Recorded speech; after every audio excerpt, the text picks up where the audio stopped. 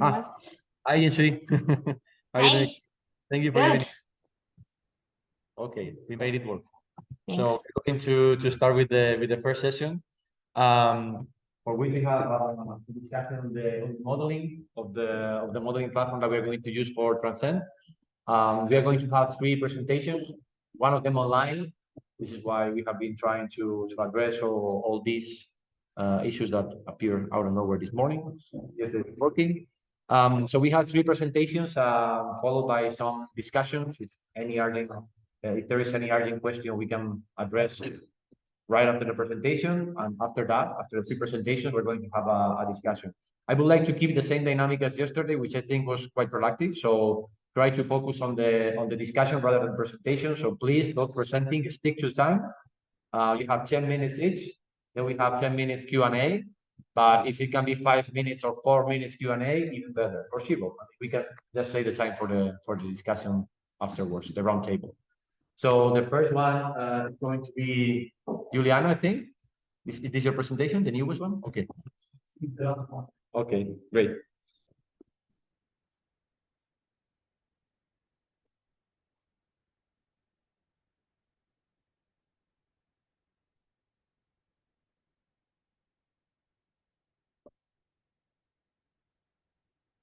Hey, good morning, everyone. So it's a pleasure to open the day. And as Johnny said, the idea here is to have brief presentations so that we leave more space for discussion. Also, the work package, despite we have had almost 2 months, we haven't completed our modeling suite. So it's still work to be done. But in this presentation, the title that was given was Coupling Human Water Systems for Actionable Science. So then I thought to give some idea of the work that we have been doing over the past years in my research team in Uppsala, primarily within the European Research Council project, Hydrosocial Extremes.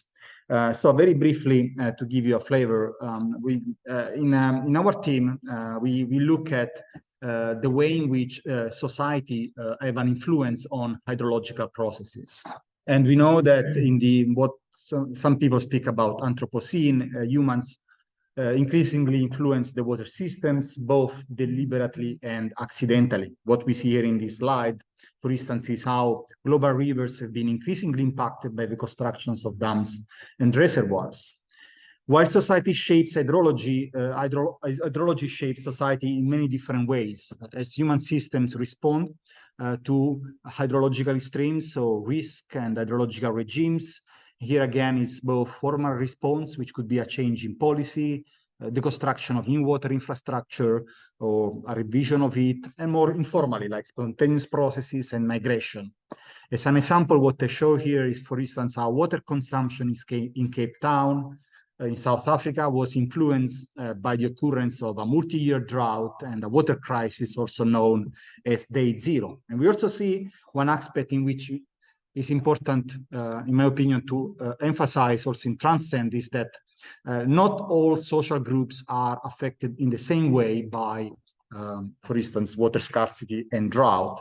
They respond in a different way. They have different levels of resources to prevent, cope with, and recover from the occurrence of drought. In modeling human water systems, we try to unravel these different type of interactions between hydrological, social, and technical processes. And often in our work, we emphasize also unintended consequences. For instance, when we increase water supply to deal with water shortage, but by increasing water supply, often this enables agricultural growth or urbanization, which may increase water demand to offset the original benefits of increasing water supply. So this is a supply-demand cycle. Or reservoir effects, when by increasing water supply, we increase dependency on the availability of water resources, we make the system more vulnerable with increasing losses when the drought eventually occurs. We have seen examples of this also yesterday in a number of living labs, and also the example for California is probably the most striking one. Speaking about the US, so what we see in this diagram, for instance, is how over time the population of the US and dams and reservoirs have been moving towards the west. And on the one end, when we look into, for instance, water infrastructure, there is one narrative could be that water infrastructure is a response to, for instance, in this case, population growth, economic growth. But water infrastructure can also enable such a growth. So what we did, for instance, in the US is to look into these development processes and these different trajectories. And we can see that there has been a period in which dam development has both responded and driven socioeconomic growth. And what we have today is a level of high water consumption, which may result unsustainable and lead to groundwater exploitation. So we speak about egg and chicken problems, and we can see that none of these hypotheses can be rejected. So this is something that we can do with this type of models to explore whether water infrastructure responds or drives growing demands. And then also in Transcend, we speak about equitable transformative adaptation policies. Cape Town is also an example of stark inequalities. And what we see if we look into the water systems of Cape Town, we can see how in the 70s, water infrastructure was introduced. This has enabled increasing water consumption. And when minor droughts occurred, these droughts were not visible because the water infrastructure could buffer them. But then when the drought was longer, this led to the water crisis known as Day Zero, when water in the reservoir was running out. This went into the international news, and it is a physical manifestation of this type of unintended consequences that we see manifesting when human and water systems interact. We try to model this type of interactions. Here is an example. This is Freshly Baked. It's a paper which was just accepted. It's about to be published on national sustainability, in which we model human drought interactions by also accounting for different social groups, different interests, and different values in the management of water resources.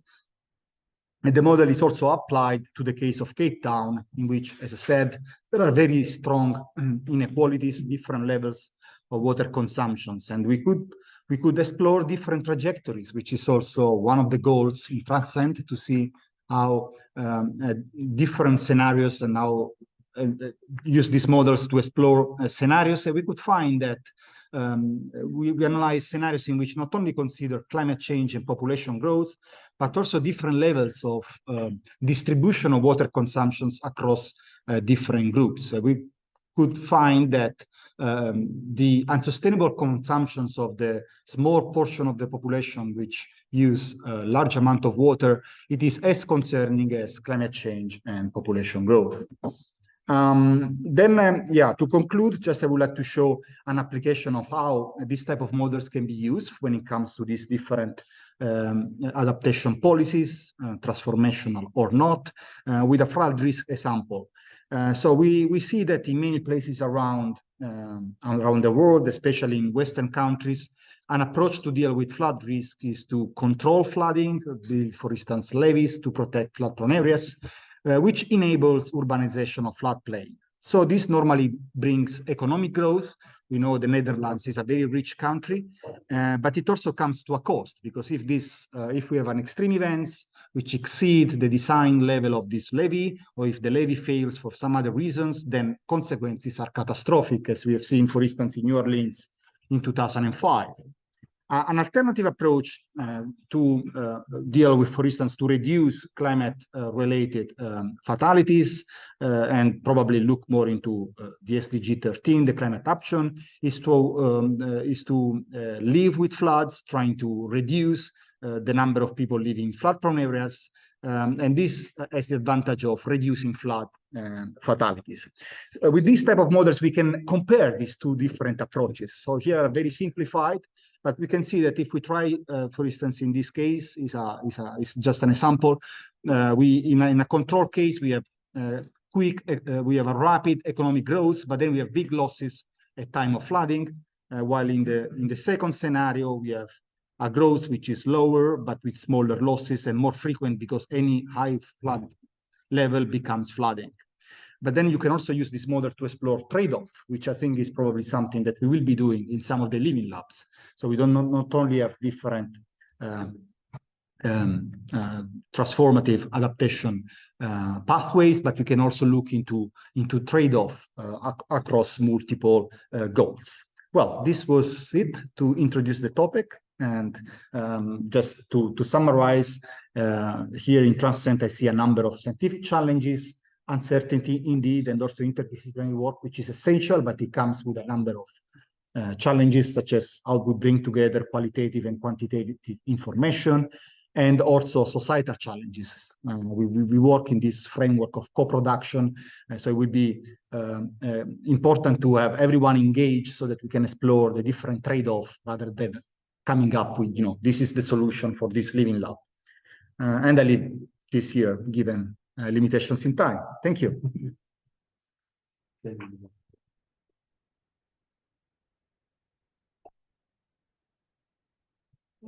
Any questions?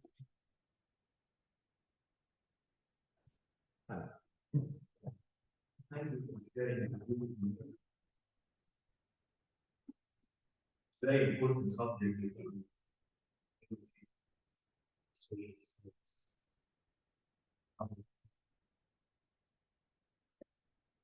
You see the effect of the cultural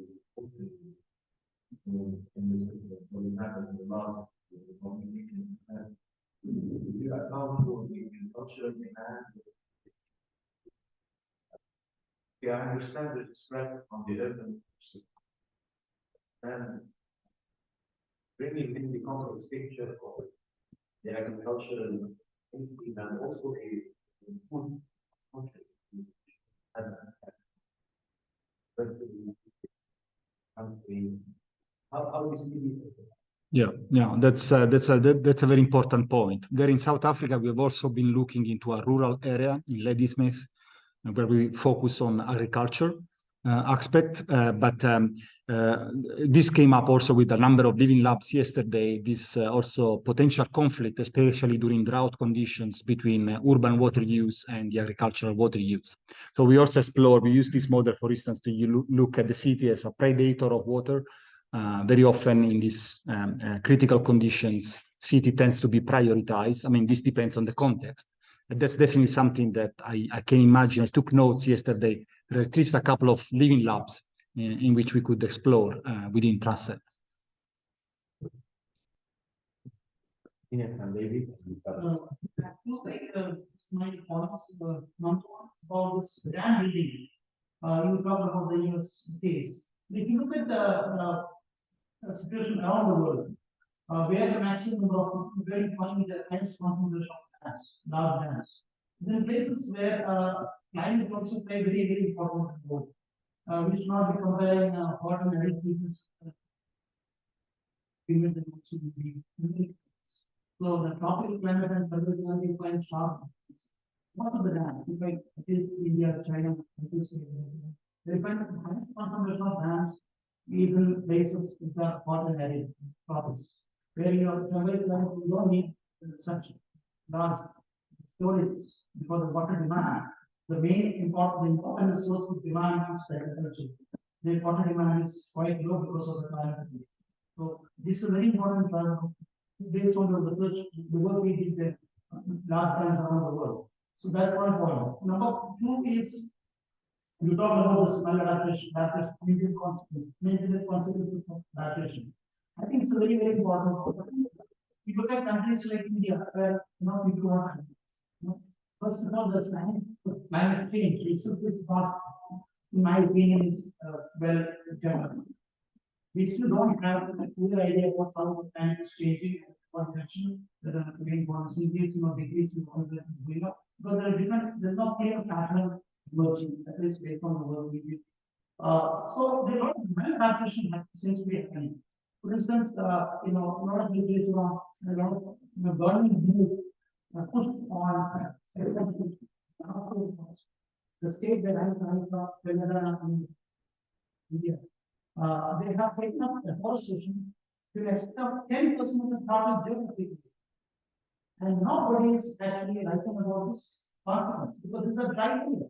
And the amount of water that those trees are going to create is enormous. 10% of the geographical area of the state, so they want to increase the whole story from 20%. Now, what is the work to do normally, not don't have a certain norms, but then the impact on water resources is hardly studied. So no one tries to. So, so this is a very important thing, very river basin, they want to plant trees around the river. Big spiritual, what you call leaders are taking a, so the government is now not able to, not able to allow. Tackle this issue. I think these 2 points in finally. Yeah.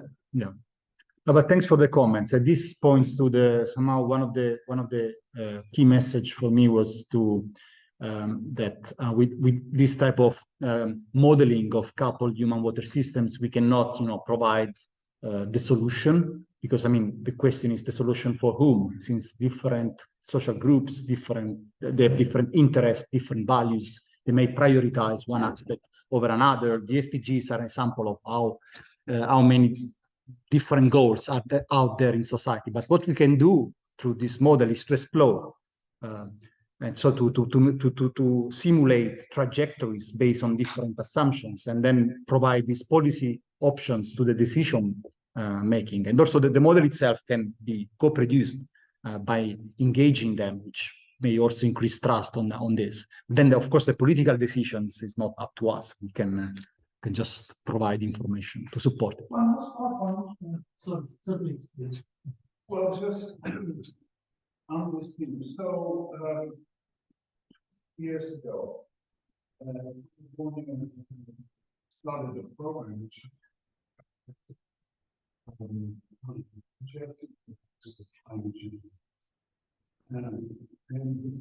so what we did is we took 2 pilot scenarios downscale, and then we distributed them to research in various topics. That we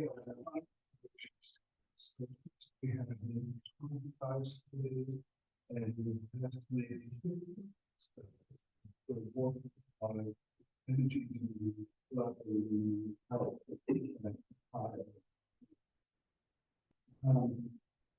The 2 things, so we repeat, we iterate, so we do the best job we could. Now, then 3 years later,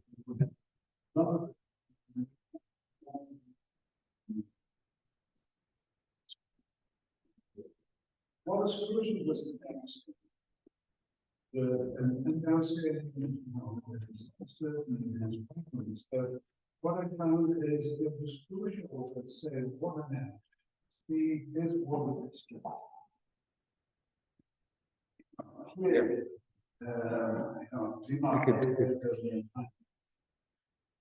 this goes to the point we then collaborated with Google.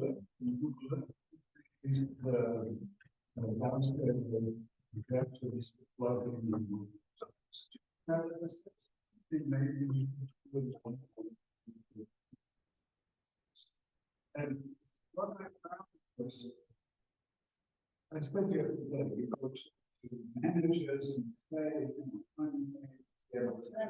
this is now, if when you get downscale, projections, where it gets people's attention, and they start doing something. So it's something downscaling may be wrong, but it is a crucial step to getting people to pay attention. And so in some aspects, I'm mentioning it just now because it could be in some aspects and the philosophy is, we do the best we can. But yeah, I cannot agree more. I mean, that's also why the modeling tools that you want to develop, we want to co-develop with, locally, so that also to build trust on it and also to relate closely to the outcomes. Yeah. It's crucial. Beginning of my career, they said that I was involved in a big groundwork. And I put it into a groundwork model, supervised. Yeah. And, 4 or 5 year project, we developed the model. We presented the results, and nobody believed it. It was- So then there was another project. We used it of innate business. That was their model. And so we built it. But it also became their model. Involved in this.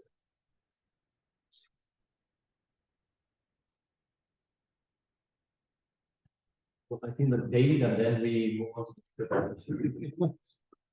Thank you for the presentation. Your opinion and also, you refer to the SDGs as, ways to actualize. Do we believe that's a reasonable strategy, or the SDGs enough of a common language around the world and some indicators of what it means to identify transformative adaptation policy? What's your perspective? Yeah, I mean, I think that's what we have there. Many countries around the world are mobilizing resources to address these SDGs. So I wouldn't look at all of them, all the different targets and indicators. Probably we need to prioritize a number of them. Indeed, I mean, the climate action is an obvious one, but there are also many others, from reducing inequalities or reducing hunger, this type of aspects. But one criticism I have with the SDGs, I actually had a couple of slides about it, which I removed since we made after time, is also that they are not long-term goals. We're speaking about 2030, which is, it's the day after tomorrow. And when we speak about climate change, but also we speak about adaptation, normally we think about long-term, decades, if not the end of the century. So that's the challenge that I see with the SDGs.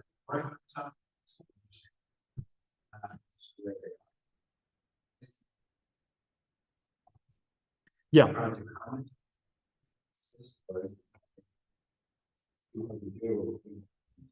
I would select a few indicators that we can discuss which ones, but so that we cannot capture all the dimensions, but we can capture a number of dimensions and challenges when we speak about transformative adaptation. Because if we only pick one indicator, that's an easy job, but it's not gonna consider the variety and the richness, in a sense, and diversity of interest that normally we have in all living labs. Yeah.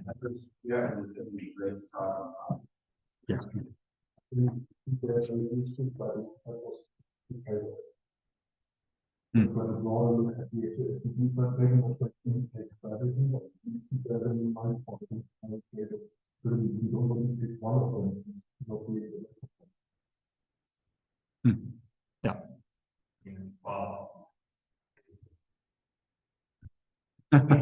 Yeah, there's just one things. National Water Resources Association capital together. But I think the they split the focus as one trying to develop the insights of having downscale techniques, water resource management. But that I like to give you more honest.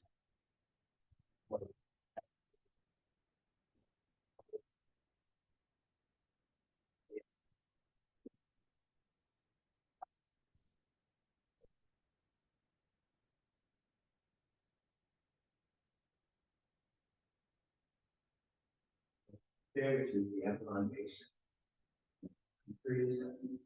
There are some necessary operations.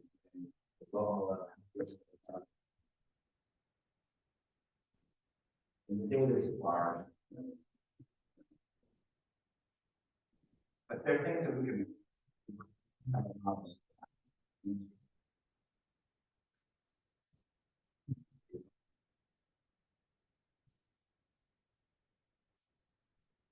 Question for you, paying attention to that.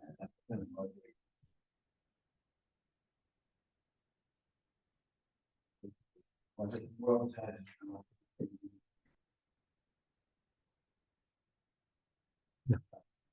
if there are indicators that you guys know or integrate with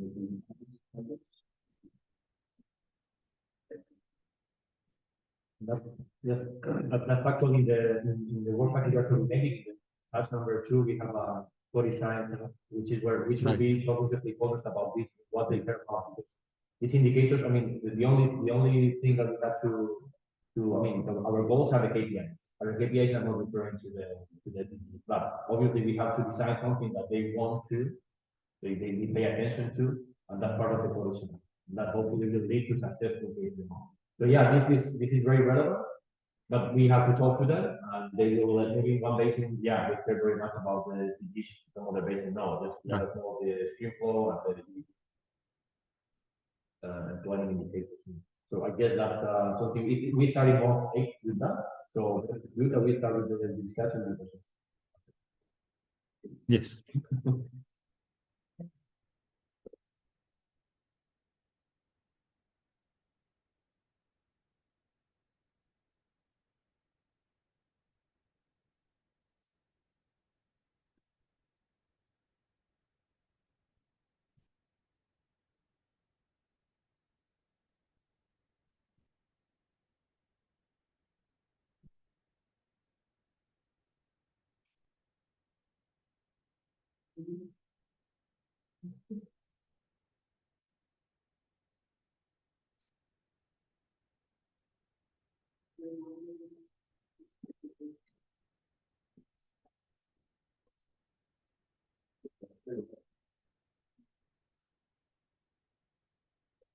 Okay, so I will present this micro macro modeling tool. It's part of a bigger work with we have a hydroclimatic micro macroeconomic model, but we're gonna focus only on this. It's a work I've done with a colleague of Yaro and Jeremy in Venice, Ramiro Parrado.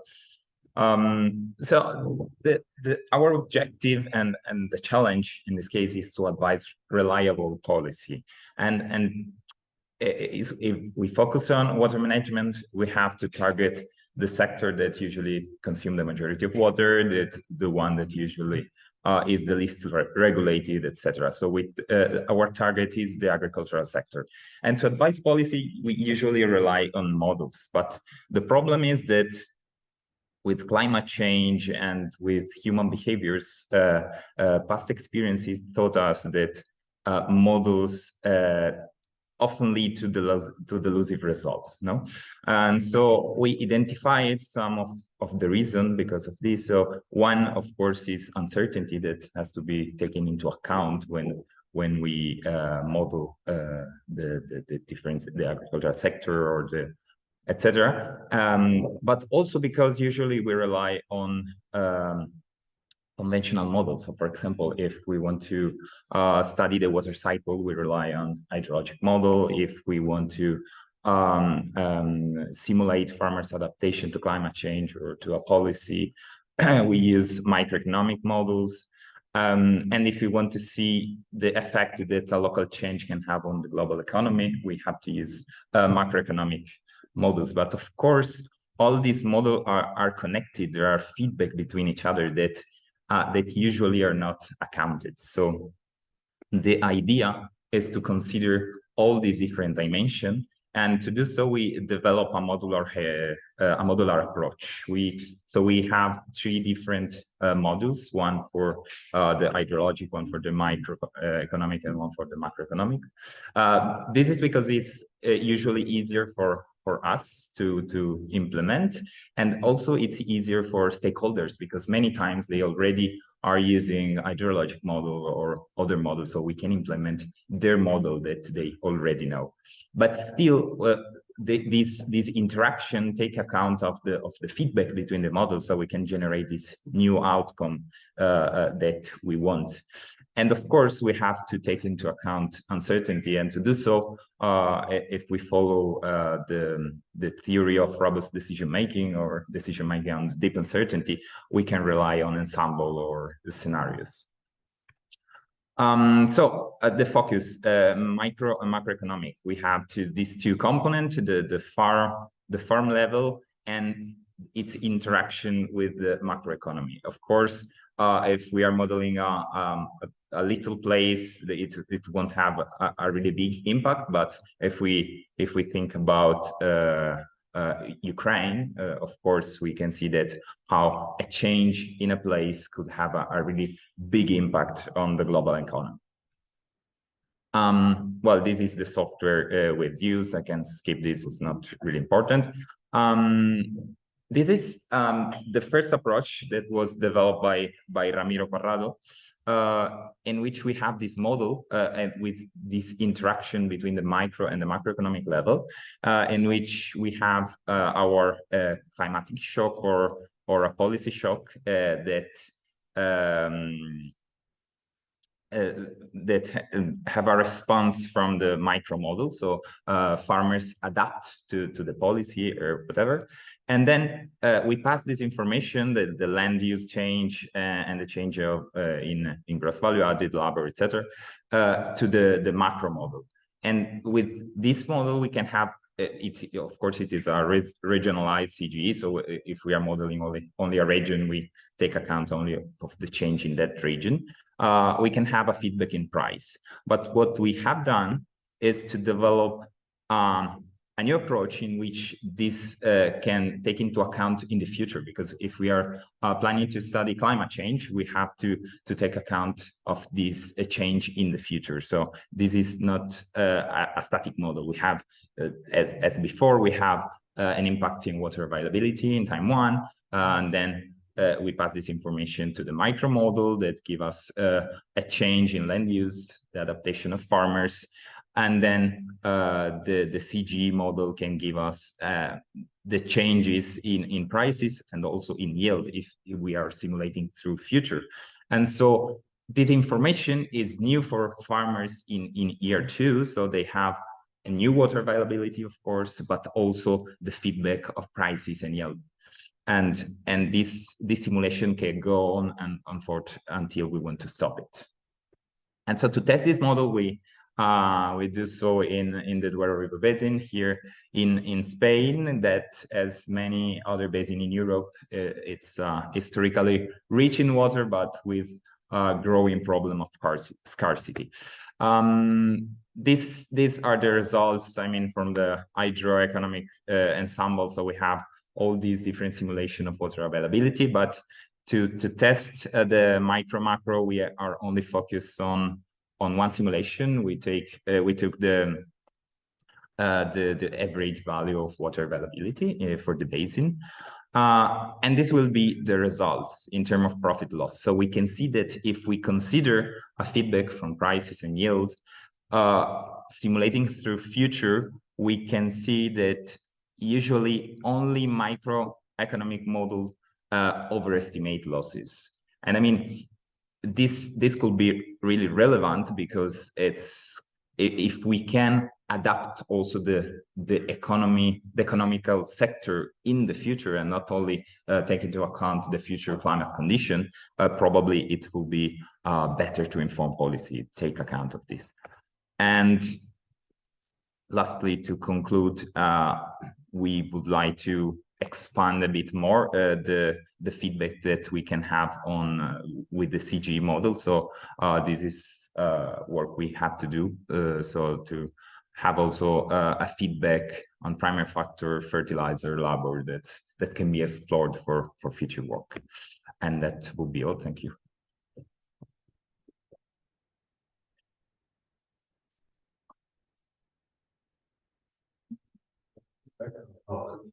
Get into the last slide. Yes. This one? Yes. Yeah. Yes. The thing is, I was just in, watch that. Go to the next step. Would it make sense for us? And you assume that this is the changes from P1 to P2, right? Yeah. Rather than the farmers are making decision based on many years of experience and then from and then they change them or the problem or whatever. They take longer. I was wondering whether this thing couldn't be just there. Rather than saying you want to achieve a different with years, let you get experience and using your life time technology model and be at the beginning point where the time point where the farmers would be more inclined to change the interactions. Yeah, sure. It can be done, of course. We can simply stay in the same year and run the model many times and see if some local changes or whatever can have a big effect. So of course. Yeah, sure. So the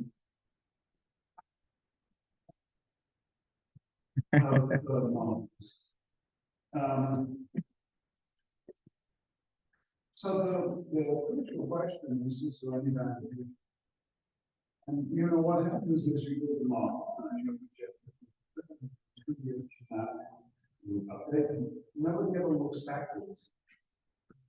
So the crucial question is, can you take something from 5 years ago, project it and see if what happened? So Henry Tile, the Dutch economist, when I was an undergraduate, graduate student, he used an input output model to starting like 10 years earlier forecasting and to see the accuracy of the model. And in that case, after about 5 years, it stopped predicting. But that's the key thing is what was the thing, how big is the reaction? And I don't, there's no reason to believe the models actually capture. In other words, T is not a time period when people make change. And so trying to get one is validate. So another thing, and this is impose constraints, additional constraints, limiting the amount of change. You see what, because models tend to overreact or overestimate the speed of change sort of damage. And so what you want to do is kind of weaken the models, constrain them up to see what might, and to that is actually. That's important. And it's also the speed of adjustments of people, of farmers, of government agencies.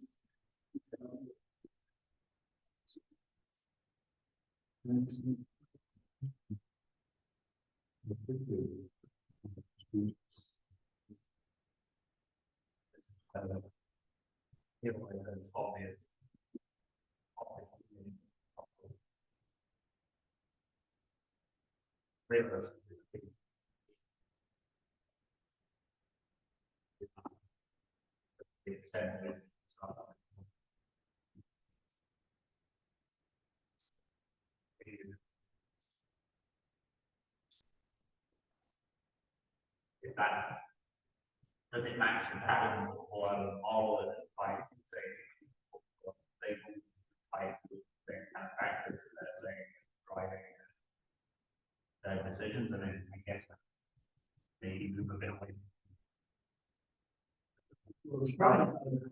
Some validation.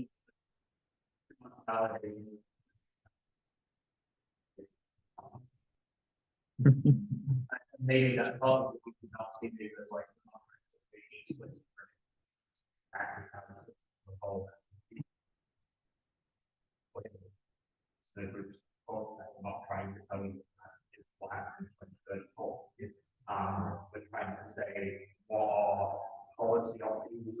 more likely to have fun. From compared to what's likely to be out. Yeah.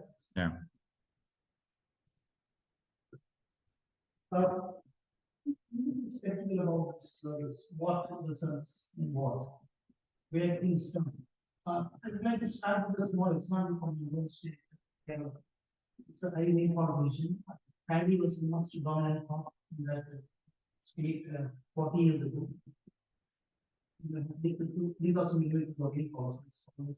All the rate dimensions. Now, what has changed the hydrology of the region? The state experienced the highest flood, the most velocity flood century 4 years ago. What was the reason? The reason was the land use change. The land use change that has happened because of what? Because the wage rates for laborers, farm laborers, had gone up enormously in the last 4 years because of the so if you compare with other states of the country, wage rates are at least 3-4 times higher than here. So farmers have found it extremely difficult to grow because of the high wage rates. So they don't make any profits. So the area of the paddy has shrunk to almost 25% now. What's the impact of hydrology? The impact of hydrology is that flash floods have increased. So the groundwater recharge has really significantly reduced. So there is no cushioning, which the paddy wetlands to provide. So similar kind of thing which happened in Japan, where Japan the biggest the driver was an installation. They decided to reduce stop until they can. I think the floods started, but then they had to use a lot building huge water infrastructure. So similar thing is happening in here. So where things start, how many times we assume that it's all policy. Most of the things, the technological changes, the social changes happening, have nothing to do with it. Absolutely nothing to do with it. It's called and we can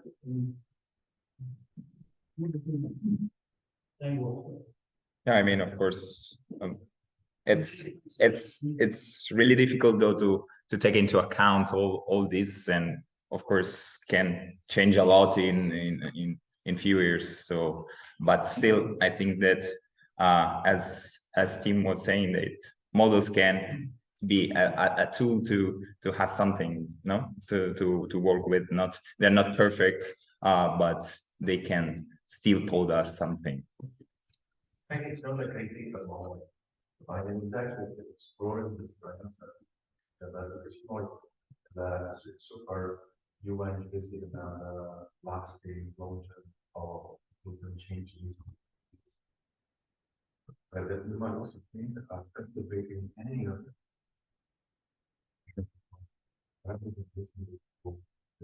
If you want to use the model, the plausible impact for possible situations. That's why they just make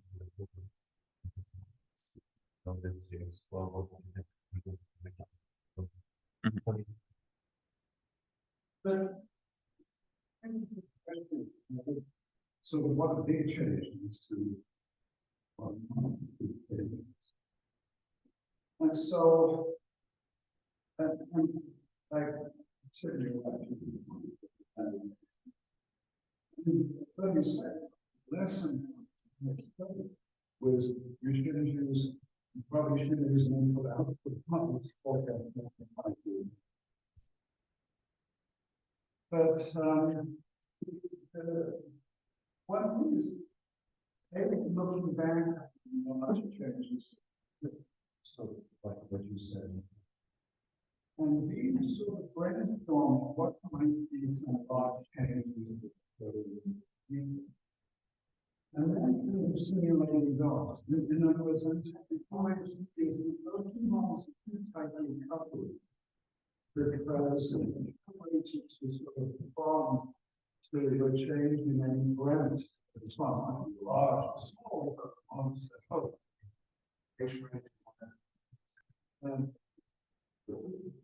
really one question is particularly to farmers change to what? So like smooth things within changes because And the farming side, it's farmers have expertise in growing certain crops. And they keep growing certain crops, so that the Californian crops there, because there are 85 crops or so. Probably they're running on crops. Seriously looking at growing crops just because they have no experience. So it's like how to get this plan between the history of the future and looking at the, it's like imagining a scenario of the type of change and then see, rather than sort of having models reacting to completely change no matter how soon. So it's I think just find scenario.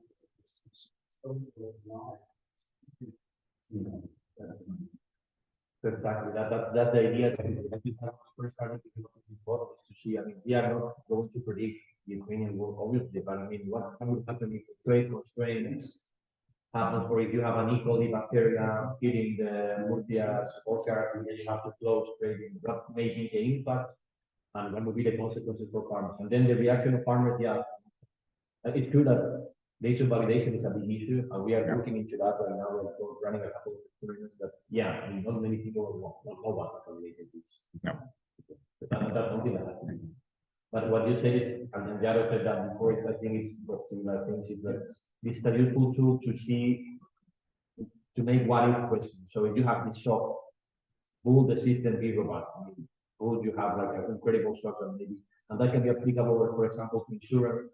We have recently had a huge shock to insurance in Brazil because of the drought. So is the system capable of sustaining a shock of this magnitude? What will be the losses if we have it? These sort of things, these are the questions that we would like to make. So it's not that if tomorrow there is a drought, mild drought, what will, well, I mean, we know that the model will have failure, but if you have a huge shock, at least you can predict it.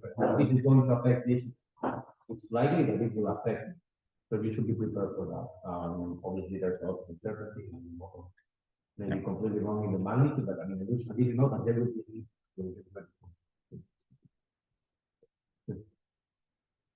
Viviano, Adi, and well, I think one of the points which you should consider is what the said by farmers.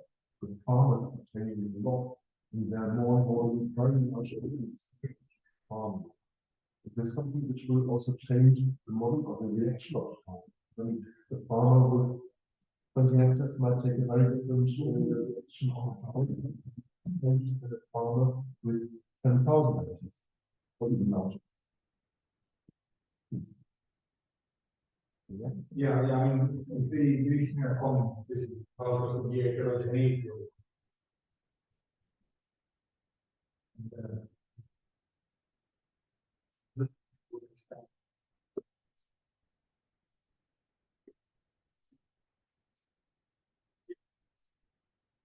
I mean, it really depends on the data we have.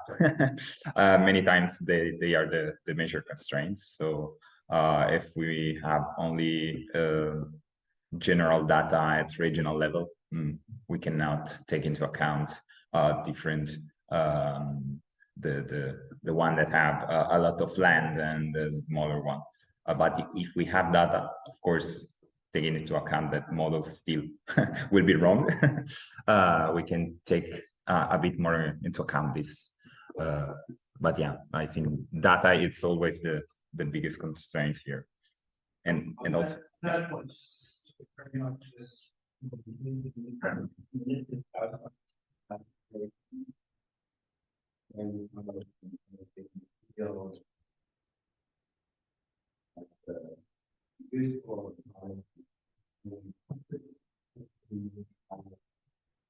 Another case, this aggregated farm.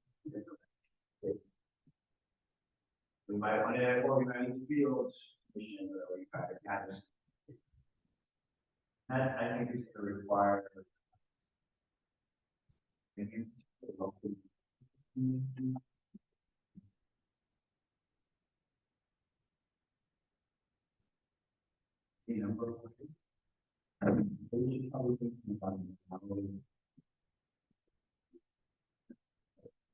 They at least there's that.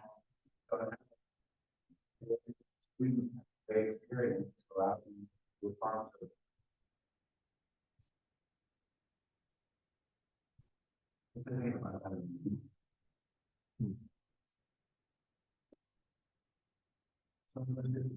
gonna bring you back down to your presentation. So, for your questions, an idea came from you took the evidence from Jensen. Yeah, on the hydroclimatic model, yes. And then produced one. Yeah, I mean, it was only for see some results. It's not the like the final. Yeah, I know. The idea is why not take the ensemble prices, like show how the price has fluctuated in response to the thing. So how about Uncertainty, right? So you instead of, okay, you have an uncertainty that I know.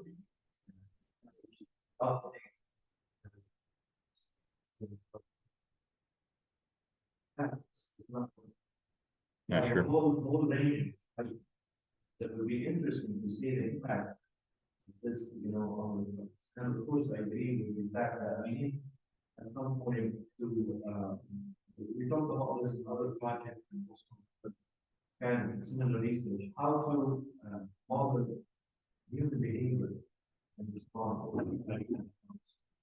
Because this will affect the decision.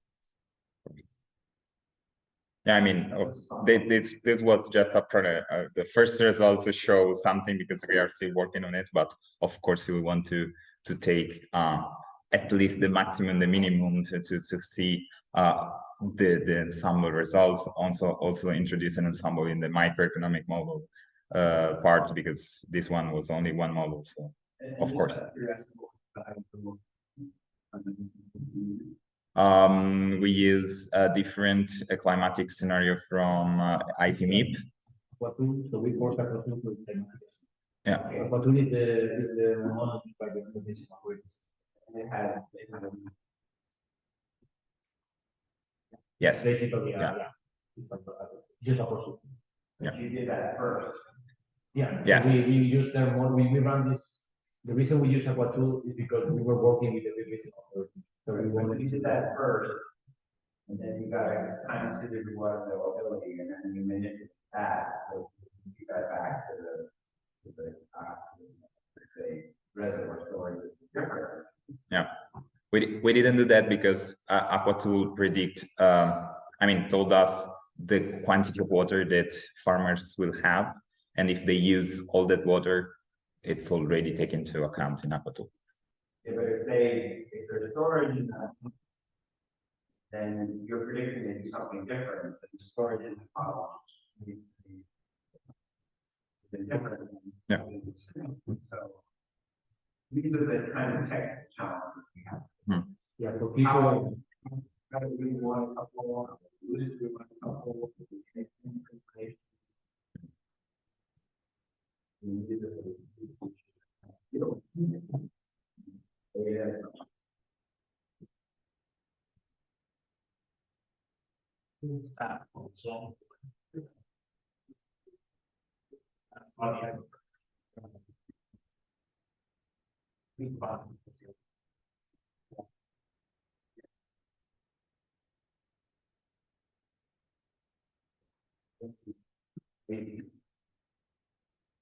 In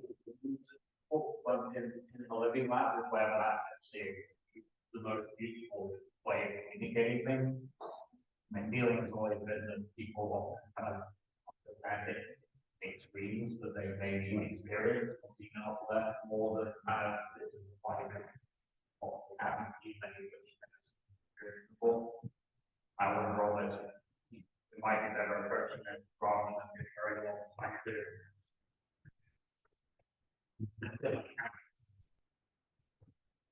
growing screens happen.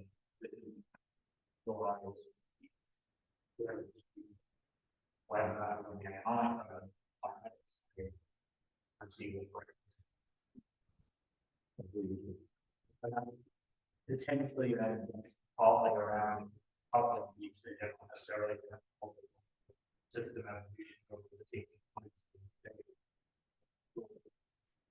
There is actually a bad.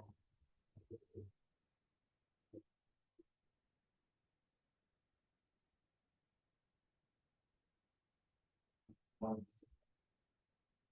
protect beings go the time that it is.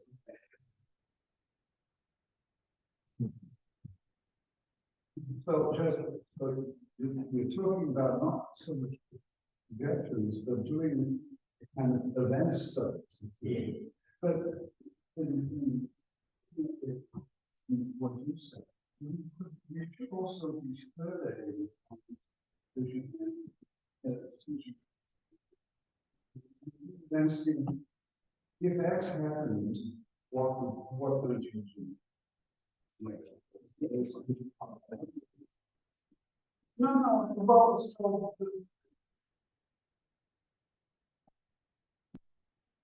you don't have to see. The problem is, you know,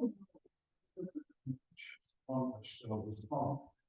Your mom knows. So you want to, so the mom they come out with them. But I think some version of that. So, you know, you want to structure the survey. So it's not actually biased. But I think that's sort of the survey element. And you know, the way I do this,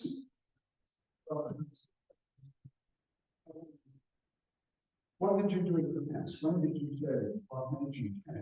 So they meant about what they do in the future, you know, and again, you know, and then change.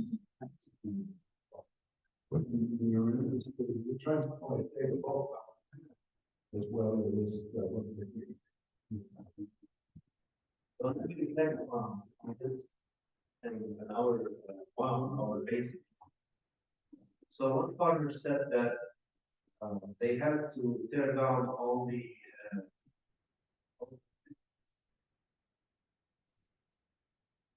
irrigator, and they were getting a good price on the grapes. But then they shifted to potatoes because it's has a higher market value. It's still possible. So this is kind of a response to the drought scenario, and at the same time,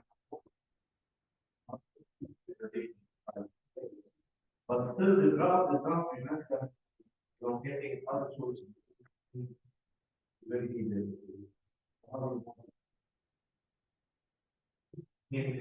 It's pretty, you know. No, so what I do think is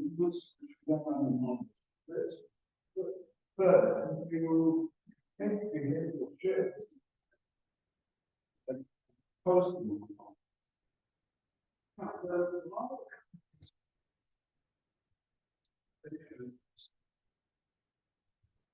I'm much more enthusiastic about the relationship. But they're not, you don't have to choose them anymore. One huge failure of the economic models. You need to get a crop budget. Revenue. You use the patent, you can get the double.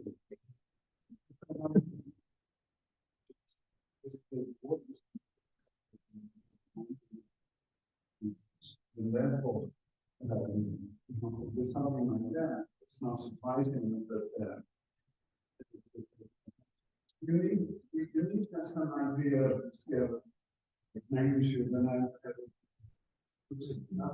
so farmers are paying $350 for what is a high price. Doesn't affect. You know why? They make $40,000 an acre. profit. And so if you have to pay an extra 3 or 4, so we need to become, that data never shows up in the economic studies. Go to, no.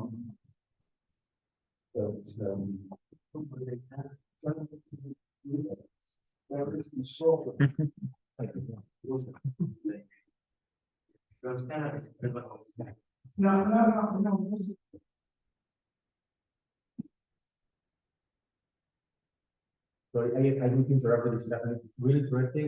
We have sort of a different dynamic, but I think it's perfectly fine because the round table is happening spontaneously, but we still have Tina. Yeah, Sina, are you there? Can you? Yes, I'm here. Can Okay, you hear me? so the floor is yours. Excellent. We can hear you. Let me share my screen. To be able to share my screen, I think you need to allow me the host. Yes, just a moment. I will authorize you. Okay, I think you can now share your screen. Yes. Okay. So, do you see my full screen or just okay, let me. No, it was, yeah, it's the good one. Now? Yes. Okay.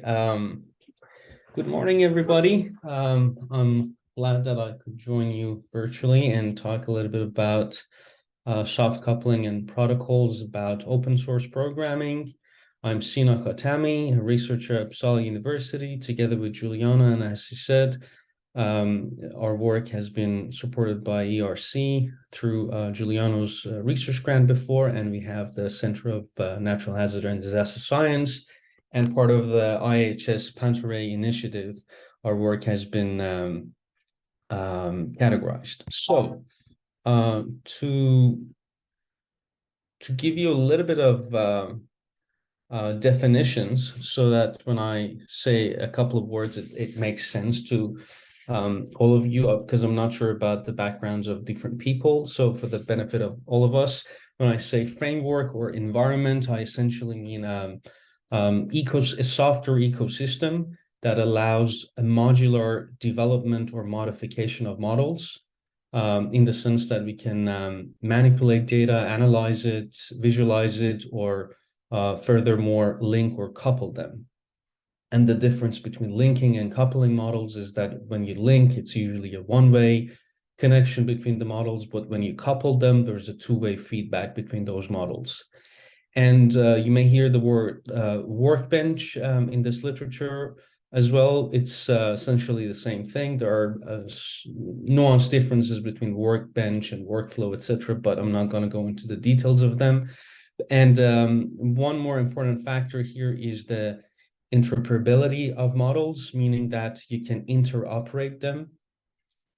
And you may hear the word engine or simulator, which are essentially models. It's a sort of computer science terminology, and I'm not a computer scientist, so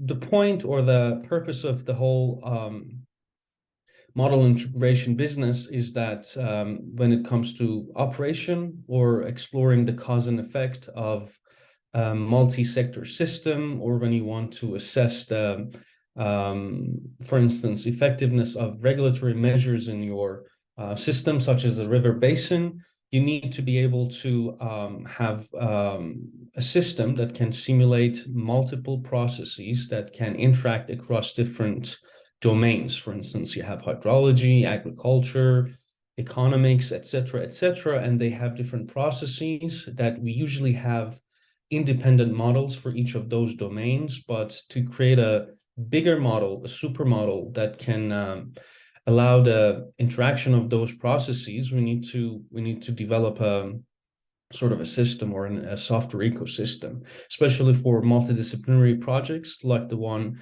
we have in Transcend. And these are basically the reasons that for some decades there has been some focus on developing different platforms or frameworks for integrating environmental models. And this is just one example of the Earth science community sort of platform, the CDMS. There are gazillions of them, and people have been developing their own community-based platforms. But the core of the matter is the job gets more complex when you get closer to building a model. The more complex thing after that is coupling the models, which will be the essence of the work we want to do in Transcend. And the other tasks are relatively become easier and easier. But the idea is if we have two already developed models, maybe a little bit of modification for each of them, how can we combine them? So the coupling is the task. And if you look at different methods or frameworks that are available, there's this, for instance, recent review paper that covered basically a large number of those platforms. And as you can see, OpenMI, which was the suggested framework in Transcend, is only one of them. But there are many other ones. They have their own features and limits, but maybe one of the reasons that OpenMI was sort of suggested for Transcend is that it was originally developed for water resources management, although it has been extended to larger environmental management practices.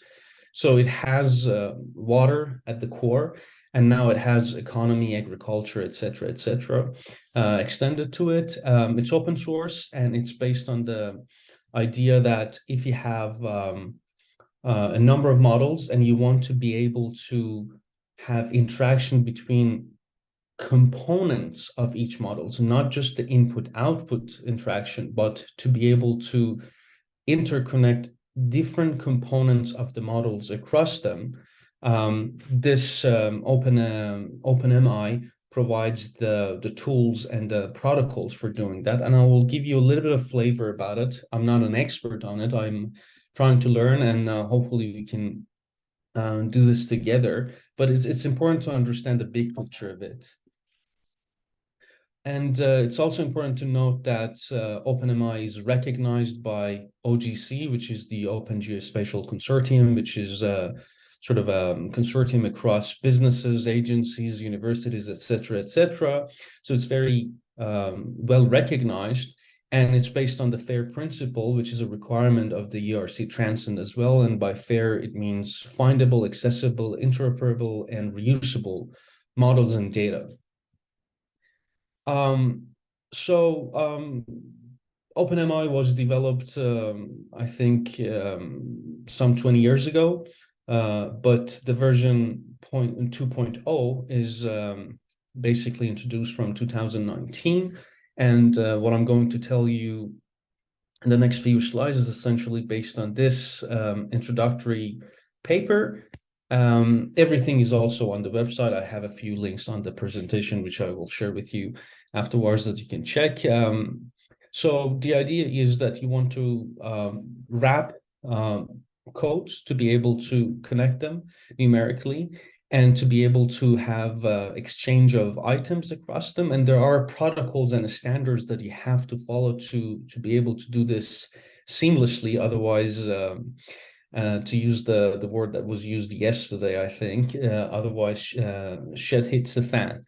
So it's important to recognize that the spatio-temporal structures of the models are different, and the parameters and the units that they have, even though they may have a similar name, they might be very different. So it's very important to unify them to be able to connect this, to be able to interoperate them.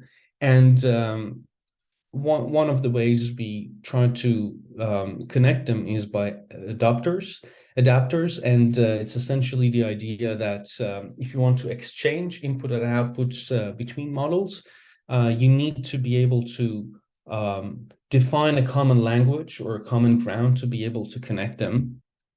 And to give you a very simple example, if you want to, for instance, look at the land surface water, and you have variables in two different models that are related to this, and you want to be able to connect them, it's very important to have a unified terminology. And these are things that a community usually defines for themselves. And although it may sound like a very simple thing, it's actually very crucial, because different scientific variables are multifaceted. So there are different ways that they might be calculated. There might be different context or references, spatiotemporal references, I mean, or different ways that they have been measured.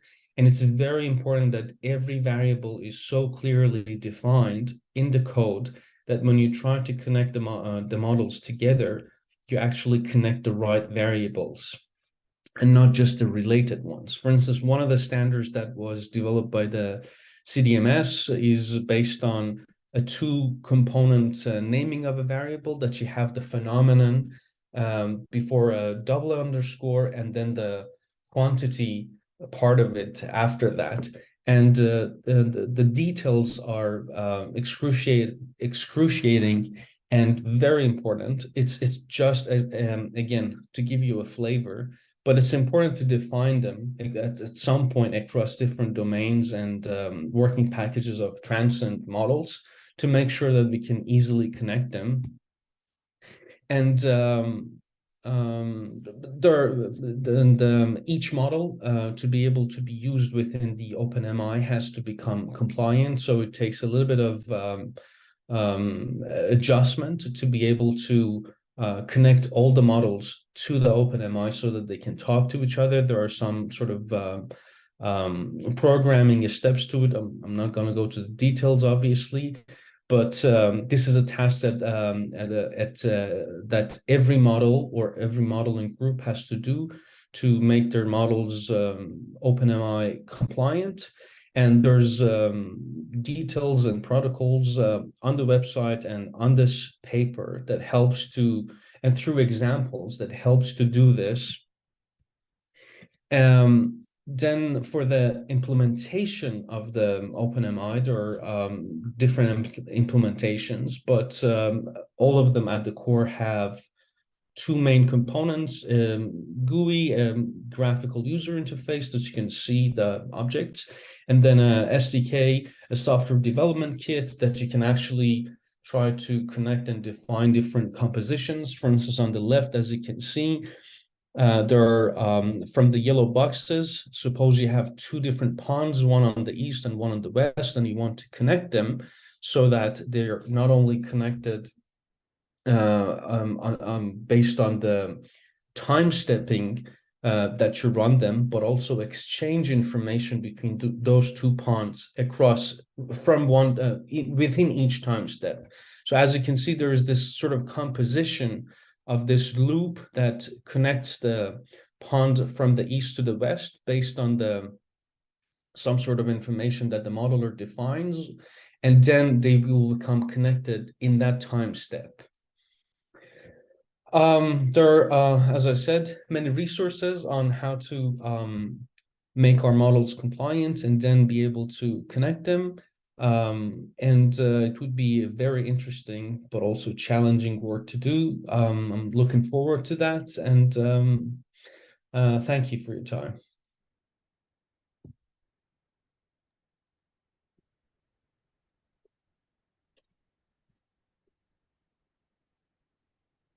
So yeah, I'm going to let him know because he's not going to leave.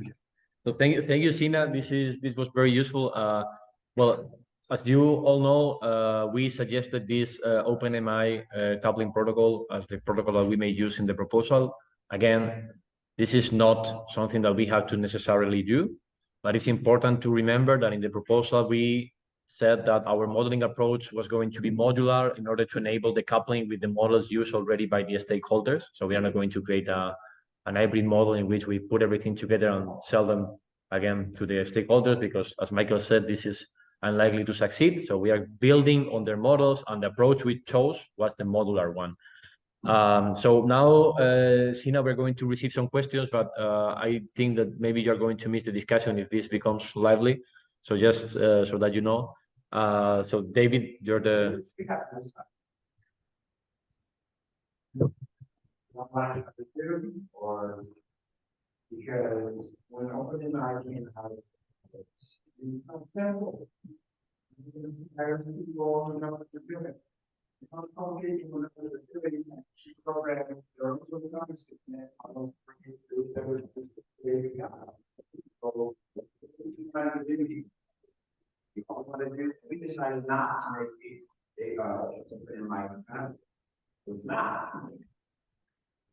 Connected to other models through writing R scripts or Python codes to access the API, right? It's work, it's technical work, but so is this. This didn't make it possible for people to sit in their lab in our office. One managers plug and play models. You still need to do some work to implement this. It's not your general model user. So we need to decide what we want to do today. If we're gonna do this, then at least we and some of the other modelers are gonna have to go and change their softwares. No, And they're like, so this was suggested, so we said in the proposal is that, for example, the open for example, you don't have to do that. So obviously, if you have to reprogram your model or something, it's not a lab, it may be, so it just this is just to explore discussion, because we need to agree how we're going, what's going to be the view between the different models. but that group could also be, you write Python scripts, you write R codes, rather connect your model to my model, and we offer that up to the package. Usually, right? Yeah. It doesn't have to. But we have to agree, because for example, system that you code that TD, Camilo, Micromaco, we are going to do something in Python, well, it's from the beginning, you have to agree. That's one thing that is complete. Yeah, exactly. Yeah. That is one of the most important things.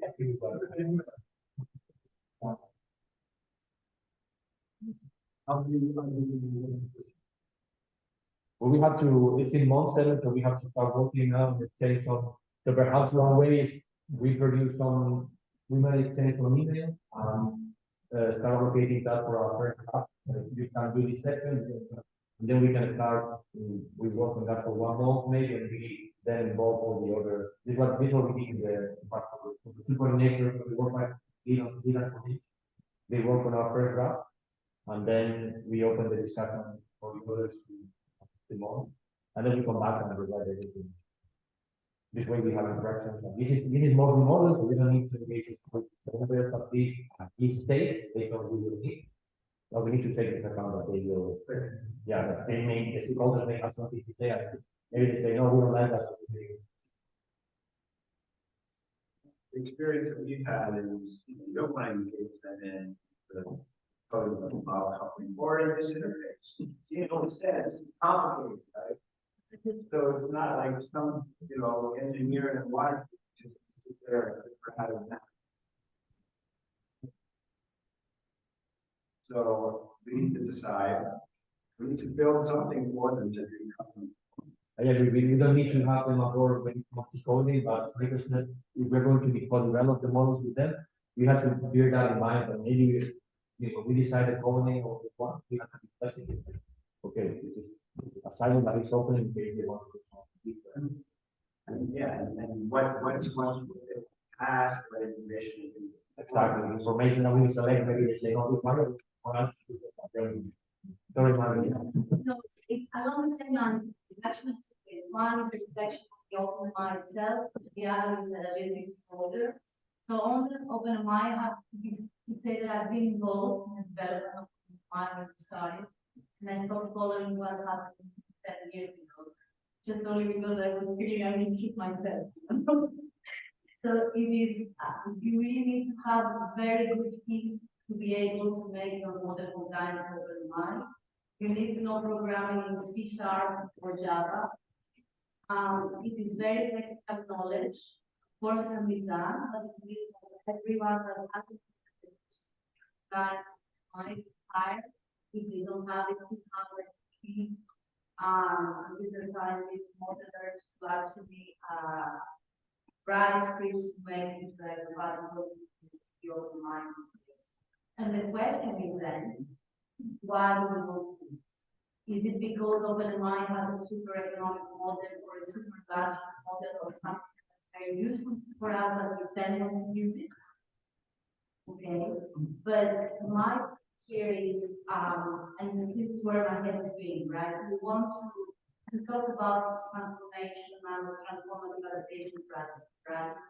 So for me, let's say if I go back to the context, small agriculture, regular, transformative policy would be that I convince the farmers to keep irrigation, or I convince some of them to abandon their lands, switch to another, things like that.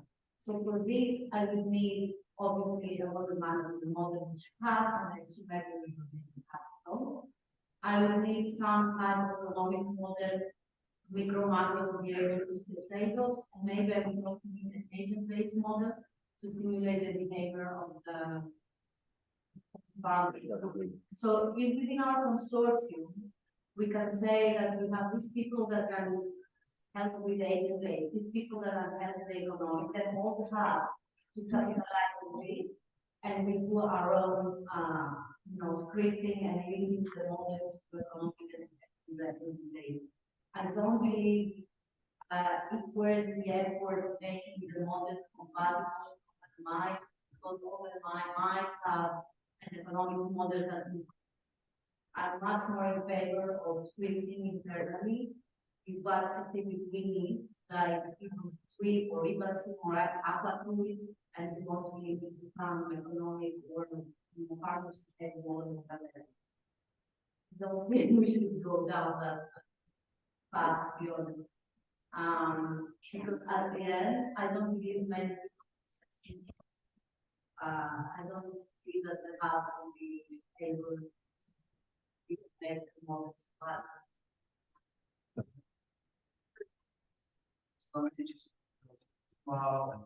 yeah. Technical, they don't even understand what's going on. It's just, oh, my model is going to.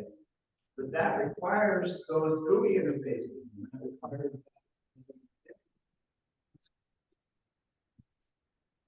So it's already not your typical water manager to do that.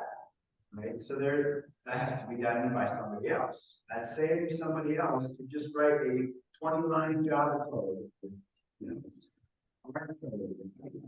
Your models are cut.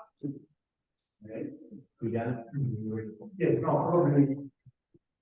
Just to connect whether or not you want to get some kind of more like event-based simulations, which we talked about the SPP, for instance, I really showed, what if a drought like the one in Cape Town occurs in Maputo, and then how this unfolds that context. If you quite a certain level of carbon, or if we're going to go like those decades, which of course does require fully integrated carbon, which counts for those feedback loops. So I think that discussion, those discussions are not together.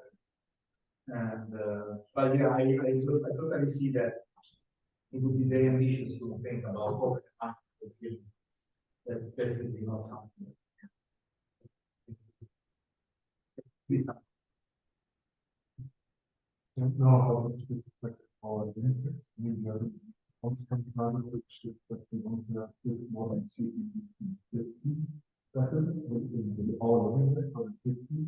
want to look at our impact targets for the extended to 200. So how relevant is this decision for the further development? I think that's something we have to bear in mind. I started off set a very clear standards out that we don't want to rip off people's existing ways of modeling and managing the tools that they use for their.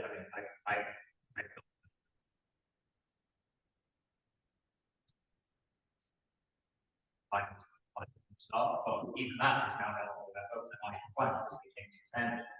And then you have to update it. So it creates a point of failure, and actually doing that makes it harder to go to 51. I think realistically we're not going to build a modeling interface that we can scale to different interfaces. The kind of the best practices about how you use river basin modeling, monitoring, policy design, and implementation that can then be taken up in 50-100 bases. But I think we need to be very careful about backing ourselves into a corner where we're promising 50 software, river basin software system does that. We have to develop software for the lab. Software. That software that are replicable and can be adopted even at a larger scale. But the point is, starting from the perspective of using labs, the existing is software. So we don't want to create a situation where the only way that 50 other labs can adopt the tools and the techniques of this project requires them to do new technical things that could only happen if the project directly engages them. So I think we very much need to step away from the idea of trying to change models substantially in a way that this would involve, because otherwise I think it actually makes it impossible to get to that 50. No, we should not say, I mean, the leading labs have been selected based on the model that they are used to. We have to choose, so these are models that they can, I mean, there are other basins that are using them. So the honest with you couple the model, just certain certainty, these basins in principle, if you do it right, to be replicable in other basins that are already used in this model. So we cannot change the code, If that's what we promised, and we believe that's the thing to do, we'll use our resources to make our model. But, you know,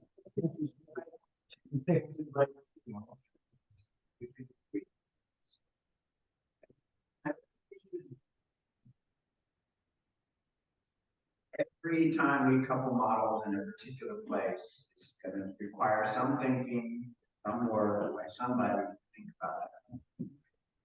And when we try to apply the modeling suite somewhere else, somebody else is going to be thinking about their model, their structure, their data objects.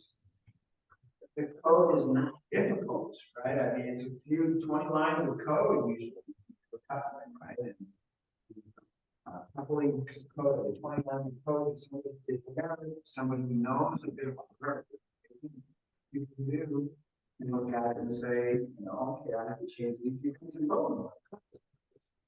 So that's and that's why we chose not to make our software. Didn't seem worth it.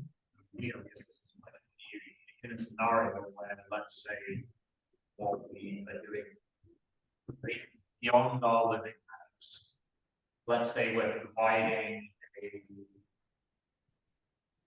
materials that would enable someone to understand how to take their local micro and meet the complication. Is that consistent with what we promised? In my understanding, what we promised that we selected the mainstream tool for the biological model in order to go beyond the 7 lessons and use the same model. I mean, many other lessons are using this tool. So we would be able, with our changes in the tools, to make it immediately usable for all the other lessons. That's how I understand it. And I think that's very important, which other mods we connect with these ones, so these are also taken to these organizations. So then basically, if we develop interfaces between our models, some economic model that is used, then somebody else who uses WIP in another area or Aqua would use this interface to actually lead its own Aqua with the economic model. I think that the same code available. So then, you know, if that's a requirement, that's what we have to decide. If we're using our money to cover it.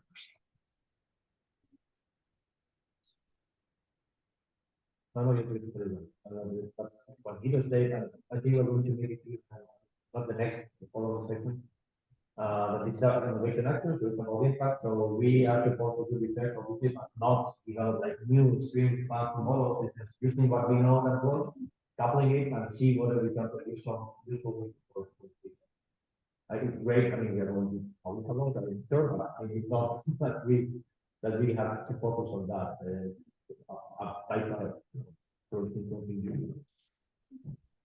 And Tim, when did this, what was your experience? You did all the work to create, software, and then how many years later did you not? I mean, the software still works, just we Can't do we've given up. You said it's easier to. Just write a little bit of code. It's easier to write a lot of code. Yeah, it's more flexible. I mean, it's an intrinsically appealing standard in what it's designed. So this pitched as like a way of coupling models of different programming languages, formats in different ways. But it doesn't practically work. It's not, as you said, practically absent. There's a lot more complex to do it in that way. It's the background of all of it. As a result, I mean, I do still think we need to be a bit careful about the idea of the might have to think creatively about how to bring. You can't build a generic economic model that you can apply anyway. It's physically not possible, and if we try and do it, we'll fail. So I think we need to be thinking more about building practices of modeling that enable people to take that river-based modeling software. Maybe give them a starting point, but they're not going to be able to take an economic model we built in the Euro and just bond it together with actual modeling a completely different river based on the other side of the world. Yeah, but we can develop a coupling that We can develop principles and standards of best practices and then implement those. We're not going to implement it because we don't have the resources. That's not going to be trying to do that or succeed. And that's not meant in a negative way, it's just to try and set expectations, because I've been on projects trying to say that they're going to do. Absolutely, I mean, obviously, replicating this work will require time, but the thing you have to do is that we have to minimize that time. So if you require another project of 4 years to do the same thing, it's just, okay, you need one person who knows how to put this model for this basin and use it. I haven't got work trajectory in front of me right now, but if I recall correctly, I don't think I've got this. I may want to think about this, but it's like doing cloud.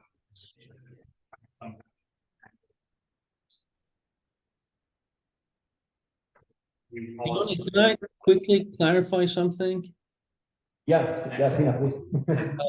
I might have missed emphasizing this point that and I couldn't hear the room, by the way, properly, but I heard, I just picked up a few words here and there and I tried to interpolate them, so it might be wrong what I understood. The idea is not to rewrite any models or to do massive recoding of any sort. The coupling is about, those adapters are essentially to define which variables will be the exchange items between the models. And there is where you have to be very consistent in identifying the variables, properly naming them. And the idea of OpenMI and all other those platforms is to require minimal changes to the core independent models.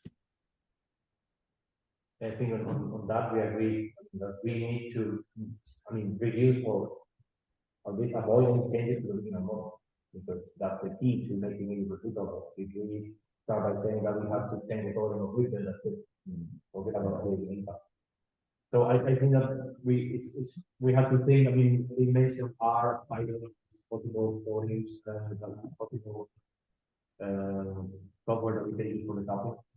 And we can, I'm happy with both, obviously, I'm preferring for either, but we can think about it, come up with a proposal, and then discuss it. And if people have OpenMI tools and they want to use those.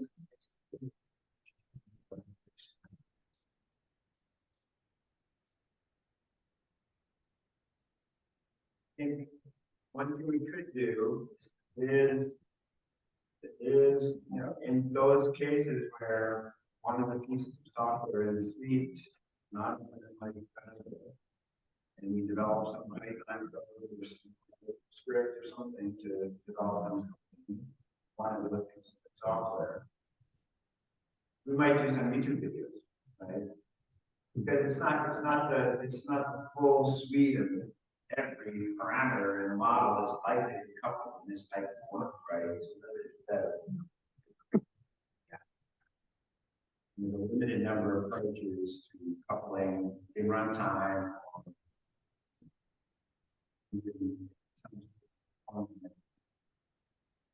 And just do some YouTube videos and say, if you want to do this software package, here's the way to do it. I mean, with Python, you can. I think we will discuss this later. Most definitely the impact of the software. So this will be we will address later. Yeah, I would like to stop here. We are really late. So we can, if you have a coffee break after, we'll meet here in 20 minutes.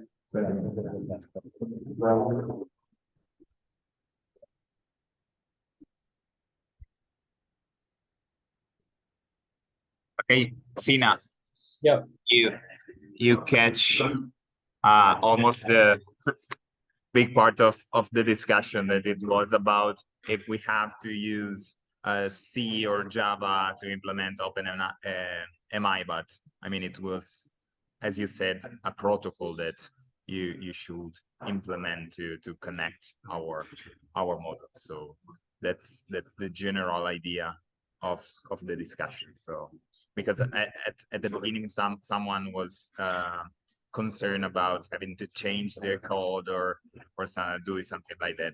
So but I think now we have all agreed that we should use that as a protocol, not implement OpenMI as it is, but to connect the different models and so on. Okay, so it is agreed to use OpenMI. The agreement is to use the protocol, not specifically OpenMI. Okay. Yeah. Fair enough. I see that. So there is no decision on the language yet. So we have to discuss that with Julian and you and all the other partners in Work Package modeling, Work Package 3.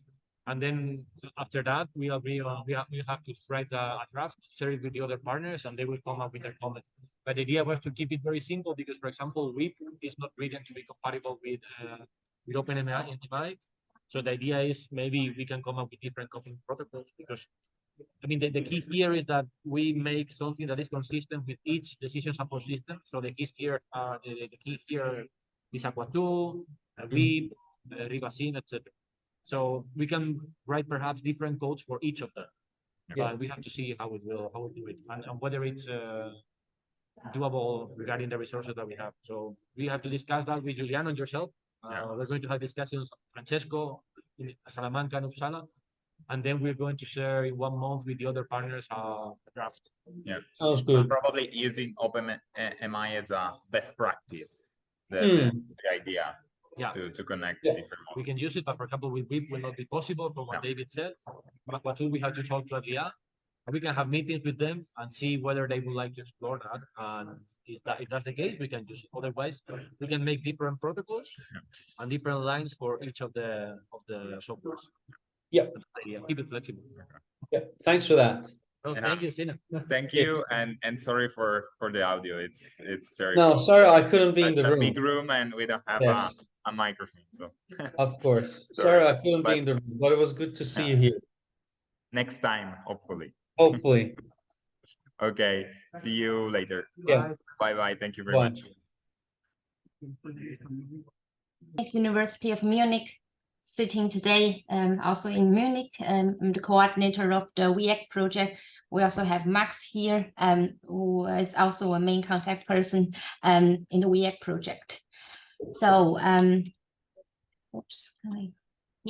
a little bit, information about the project. So, you know, we are the SIMCOL, and this belongs to the Horizon Innovation Action. The project's duration is for 48 months or 4 years, and starting also from January the 1st. Our main working demonstration areas in Central Asia, specifically in Kyrgyzstan and Uzbekistan. We have 2 demonstration catchments, which are catchment of the Sudaya river basin. They are 2 upstream catchments, which is Nakhing and Kakha-Daya catchments. So the project budget is about 5.3 million, and part of it is, most of it is European contribution, and we also have associate partners who got fundings from Switzerland and UK.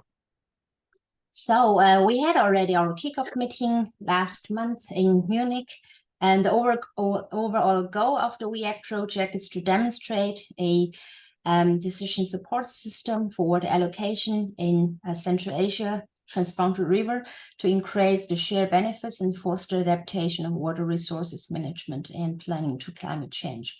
So here I highlight 2 things. Is demonstrate. I think that's because we are in a demonstration or innovation action.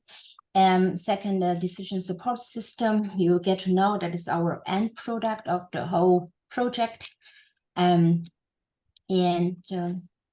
Further, so we have altogether 13 partners, where we have 7 universities, research institute from Hacken University of Munich, International Water Management Institute of IFMI, sitting also in Uzbekistan, University of Twente, University of Würzburg, and Central Asia Institute for Applied Geoscience, University of Freiburg, and Brunel University London. So these are partners from University and Research Institute. We also have several small and medium enterprises, SMEs, so from Nil and Schumans, that's from Netherlands, and Future Waters from also Netherlands and Spain, Harris from Belgium, and also our dissemination partner from Serbia. Besides, we also have 2 NGOs. One is Bavaria Research Alliance, and they support us in the management of the project, and also Portland Association, which Max is leading. They sitting in Switzerland. And of course, as you know, that is a target, and that is a decision support tool in the end as a end product. So we also need to define specifically our end users. So we already have some potential end users also attended our kickoff meeting. One is Basin Water Organization Sudaya, and the other one is Nakhing Kakha-Daya Basin Irrigation System Authority.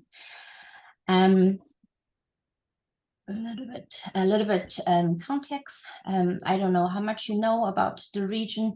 So Central Asia, basically, we are interested. So there are 2 main rivers joining the Arasi, and the north one is Sudaya, and the southern one is Amudaya. And our focus is the Sudaya River Basin. And probably you heard about it. So the Arasi River Basin, or the basin itself, is one of the strongest human-altered systems with severe consequences, especially after 1960s. So I don't know if it works. Now you see the animation that the area of the lake the sea really shrinked a lot in the past decades. And our demonstration catchments are 2 upstream catchment of the whole Sudaya basin. So one is the Nakhing catchment. I can use this maybe. Yes, here Nakhing catchment, and the southern one is Kakha-Daya catchment, and they join together to form the Sudaya. And here, where they join together, here is the Fergana Valley. Probably you heard about it. It's very high, very important in agriculture in this whole Central Asia, and it's a very highly population dense area in Central Asia. And of course, the irrigation and water resources are the main stressors for water resources in this region. And some tensions already exist in this region because both catchments are transboundary basins, and in the upstream in Kyrgyzstan, basically it's water rich, and in Uzbekistan is relatively water poor. And there are also conflicting water uses and purposes for upstream. Kyrgyzstan need the water for energy production, especially in winter, and Uzbekistan, of course, especially in Fergana Valley, needs highly water in the vegetation season.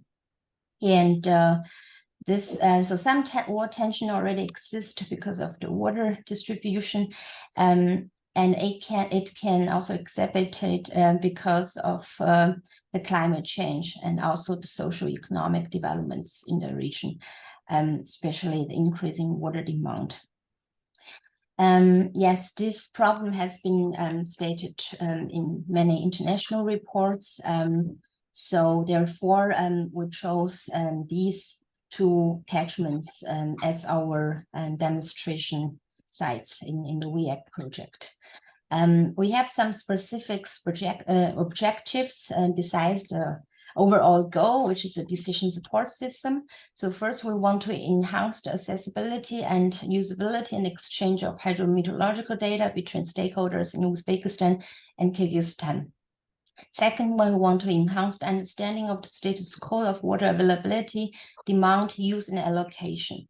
Third one is to improve the understanding of the economic and social value of water and developments in key economic sectors to inform water allocation strategies. Here, especially irrigation and energy, hydropower. And fourth objective is to inform forward-looking transforming water allocation strategies under climate change and socioeconomic developments. Fifth objective is to enable water manager and decision makers to efficiently allocate water in the transboundary settings using digital technologies. And last but not least, to improve the water policies and institutional capacity, addressing economic and legal aspects of cross-border cooperation and impact pathways of the decision support system towards efficient climate-sensitive water allocation. And to reach these objectives, we developed a whole concept. So I noticed, Diony, in your proposal is 3 pillars. So for us, we have 3 components. First is to establishing the foundation. So basically the knowledge of the whole water system.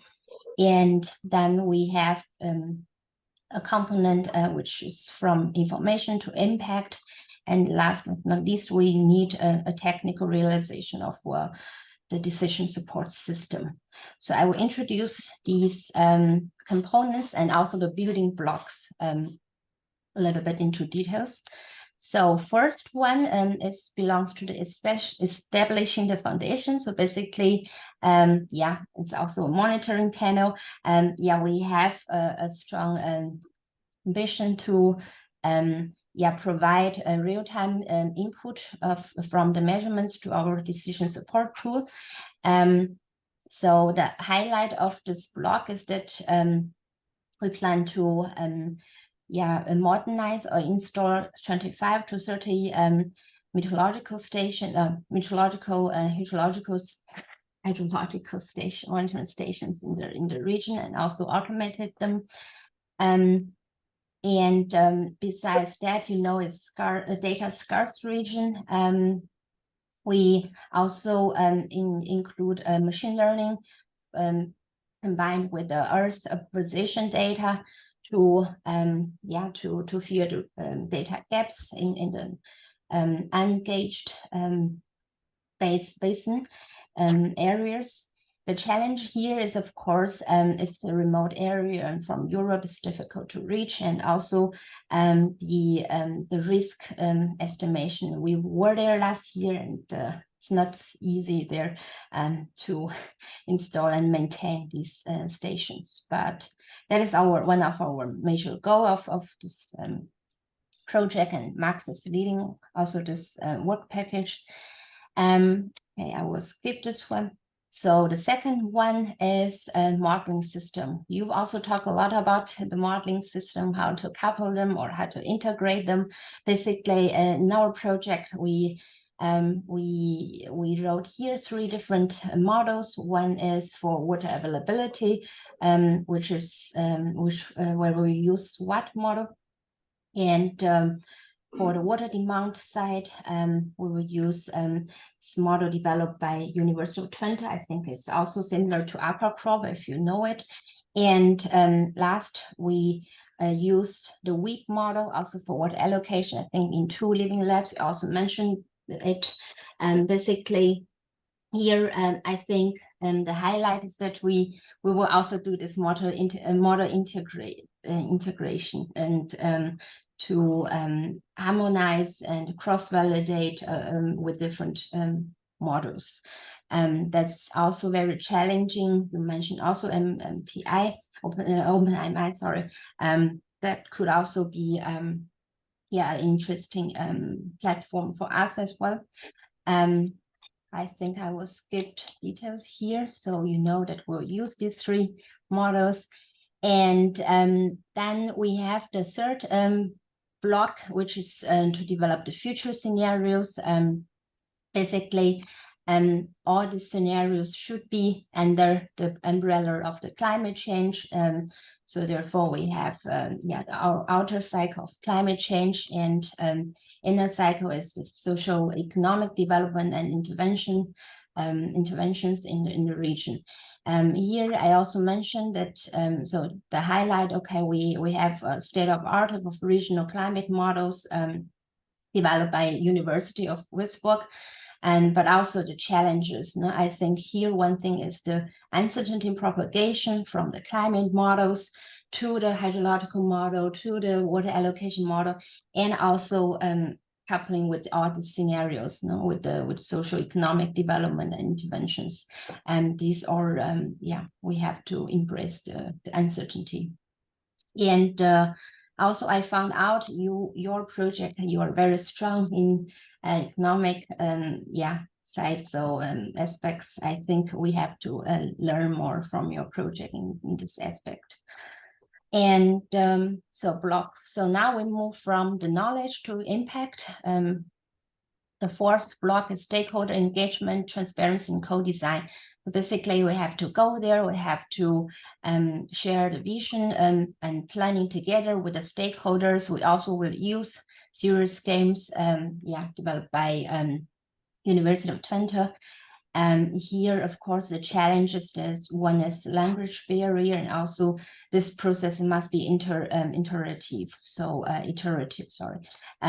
Therefore, but we planned already in March in online, Uzbek side stakeholder meetings to start as early as possible. And then we have the block 5, cross-border policies, sustainable benefiting sharing. So basically, here the challenge is that we have to make the people talk from 2 countries who already have tension in terms of water. And think here one of the highlight of this block is that we want to propose a cross-border sharing agreements refer to the data exchange. So that's also related to the measurements that Portoland plans to do. Okay, and the next one, so block 6 is financing mechanisms. Basically here we want to understand different pricing method and economic approaches used to value water resources by different groups and sectors. Here we will couple water footprints and socioeconomic data to determine the value of water.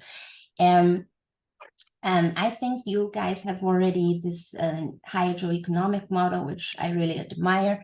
And for us, it's not that clear how we integrate it into our decision support system. So is it as a model integrated, or is it as defined as scenarios?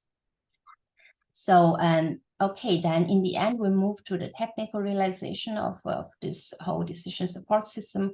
First, we need a data supply chain, which contains the data warehouse and the model engine, and basically how all the data that we measure or monitor will be saved in a decentralized storage or a cloud structure here in each country, because data should not leave the country. No? And then we also have all the models. The models will also be integrated and saved in the cloud. And basically from Europe here, we have access to the models and data, but the data stays in the country. Here it's a little bit difficult because this is like a back stage, and of course I had to communicate very well with the decision support system and how these scenarios can be defined from the decision support system and automate the runs and send back the results to the decision support system.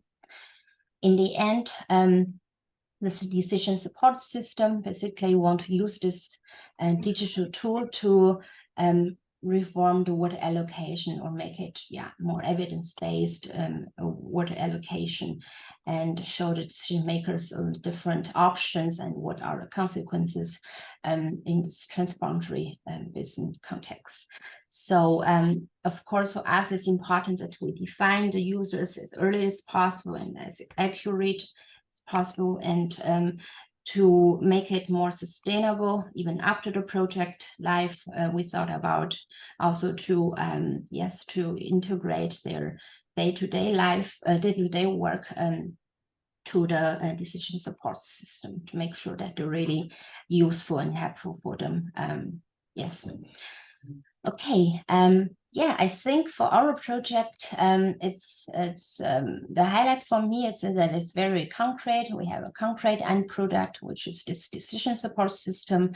And of course, the challenge is to achieve all the objectives through the demonstration of the application.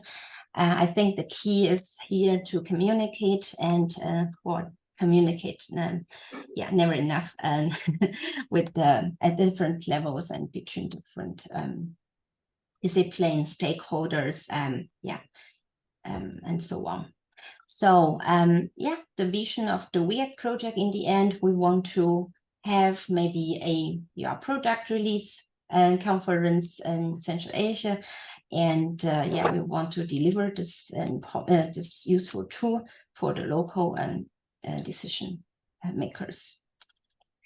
Yes, in the end, some synergy with the Transcend project. So, and I just put a little bit, information. Basically, everything I saw from the titles of the whole agenda. For example, serious games we also use here in our project, and I think the climate and socioeconomic scenarios. I think you guys are really good at it, and I was also inspired by you that. I think by the talk of Michael, it's also about dealing with extremes. I think that's very important. We will also consider them. And then today we also talk about model coupling itself. So what platform we use to couple the models. Besides, I think in your project, it's really great that you have this human water systems model, which I'm not sure if we have it in the end, but I think it would be nice that we collaborate also on that. And in the end, I think you have so many living labs. For us, we have 2 demonstration catchment, but I think we can learn a lot from all these different cases. So the idea for me, I didn't talk with Leonie before, but I think some ideas. Maybe we can exchange between the coordinators. I don't know, annually, not annually, maybe half a year or so we can exchange, and we can set up the links for the partners. For example, the people who use SWEEP and or serious games and whatsoever. So set up the links for our partners. And also we are welcome to test and apply the methodologies of your project also in our demonstration catchment. So you have one more living lab or two. And in the end, I thought we can also organize some joint events in future. So yeah, that's all from my side. Thank you very much for your attention. I'm looking forward to the discussion with you.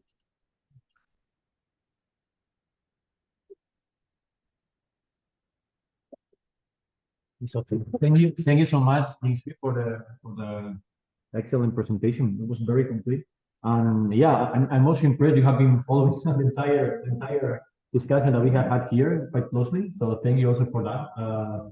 And you did a lot of work already. I see that there are many synergies, and I totally agree with that. And I do think that they really are twin projects. One is trying to mainly focus more on mainstreaming best data practices into decision making. Another one is maybe, while including also monitoring, trying to focus modeling practices into decision making.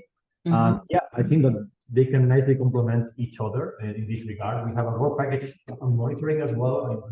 There are many synergies there, but also in terms of modeling, we saw that you're using WIP. David was talking to Maggie as well, and also Maggie to Maggie when they saw that.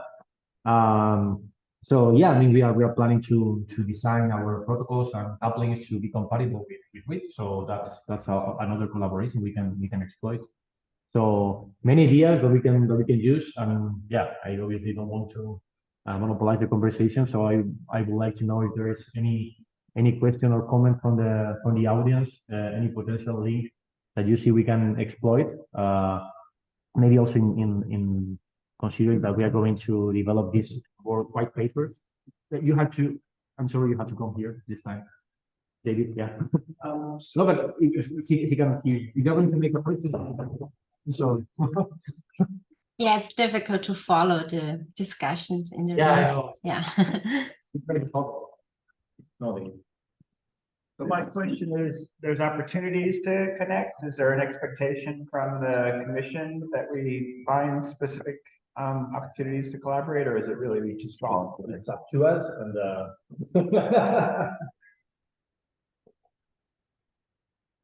and any more questions? Yeah, Ines, Michael, or can you someone? Yeah. Yeah, because we cannot hear you. You're going to ask something.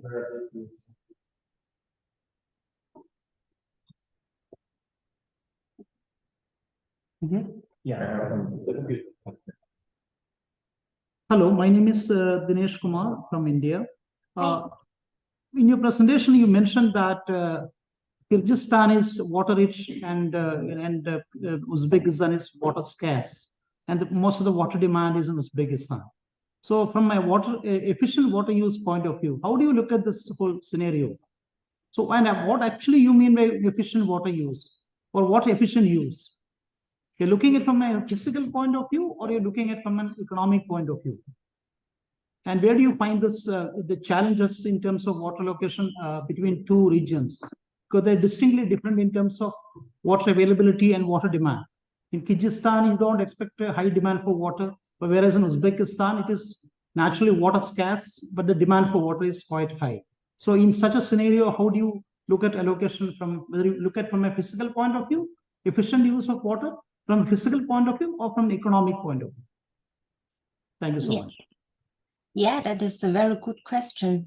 Yeah, basically, in the region, there are already existing water allocation committee and also strategies. And also in the Soviet Union time, there were also treaties on water allocation. So I think before it was that in the winter time, Uzbekistan exported the coal, or provided the coal to the Kyrgyzstan side to ensure their energy supply in winter. And of course, then the upstreams in Kyrgyzstan, they will release the water for Uzbekistan for their agriculture water demand in the vegetation seasons.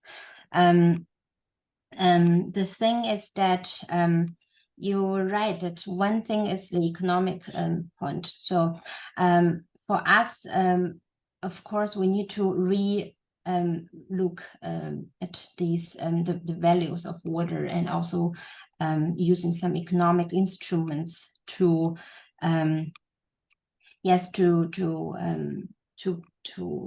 improve the water allocation, what is already existing now. But also, I think it's not only the economic perspective, but also political perspective, which is also mentioned by Michael yesterday. So I think that we have to show enough scenarios, not only economic instruments, but also enough different scenarios to give the decision makers a good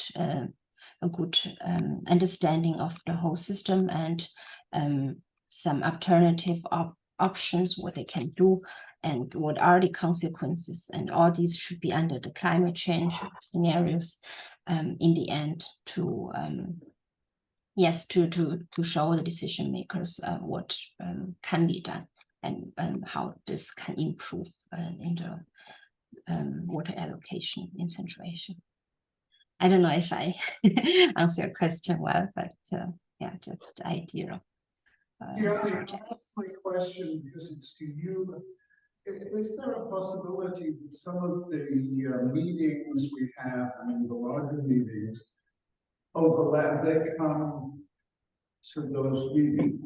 Does REACT have its own set of sort of big meetings, and it might not make sense at one point to combine them?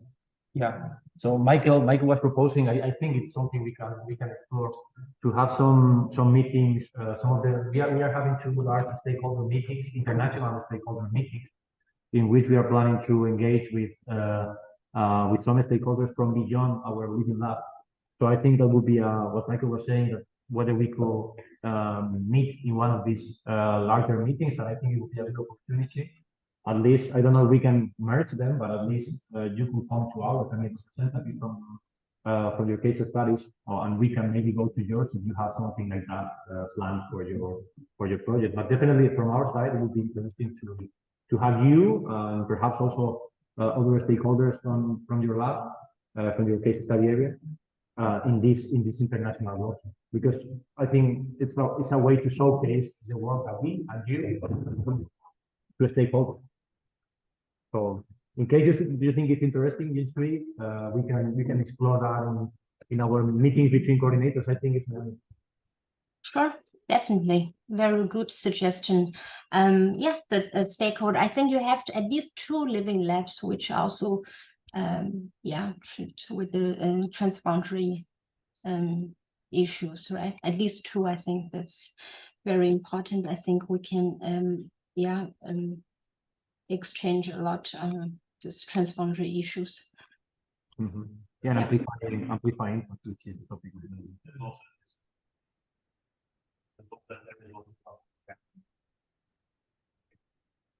Yeah. Model the activities that would all officials.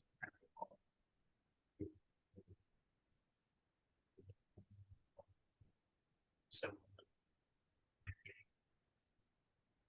yeah, it's actually there's also yeah, there are things just highlighted, and it's true that Tim Foster from Manchester highlighted that there is overlap in the modeling tools, also with monitoring, etc., reaching up at top. So yeah, that's something we have to explore carefully, because as David's question was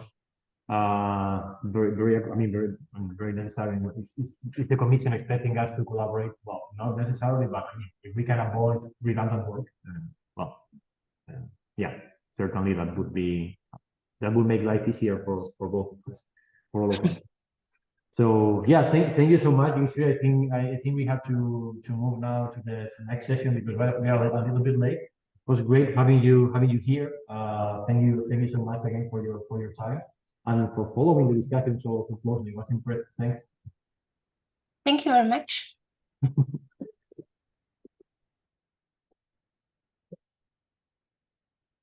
Now I think your turn. Continue.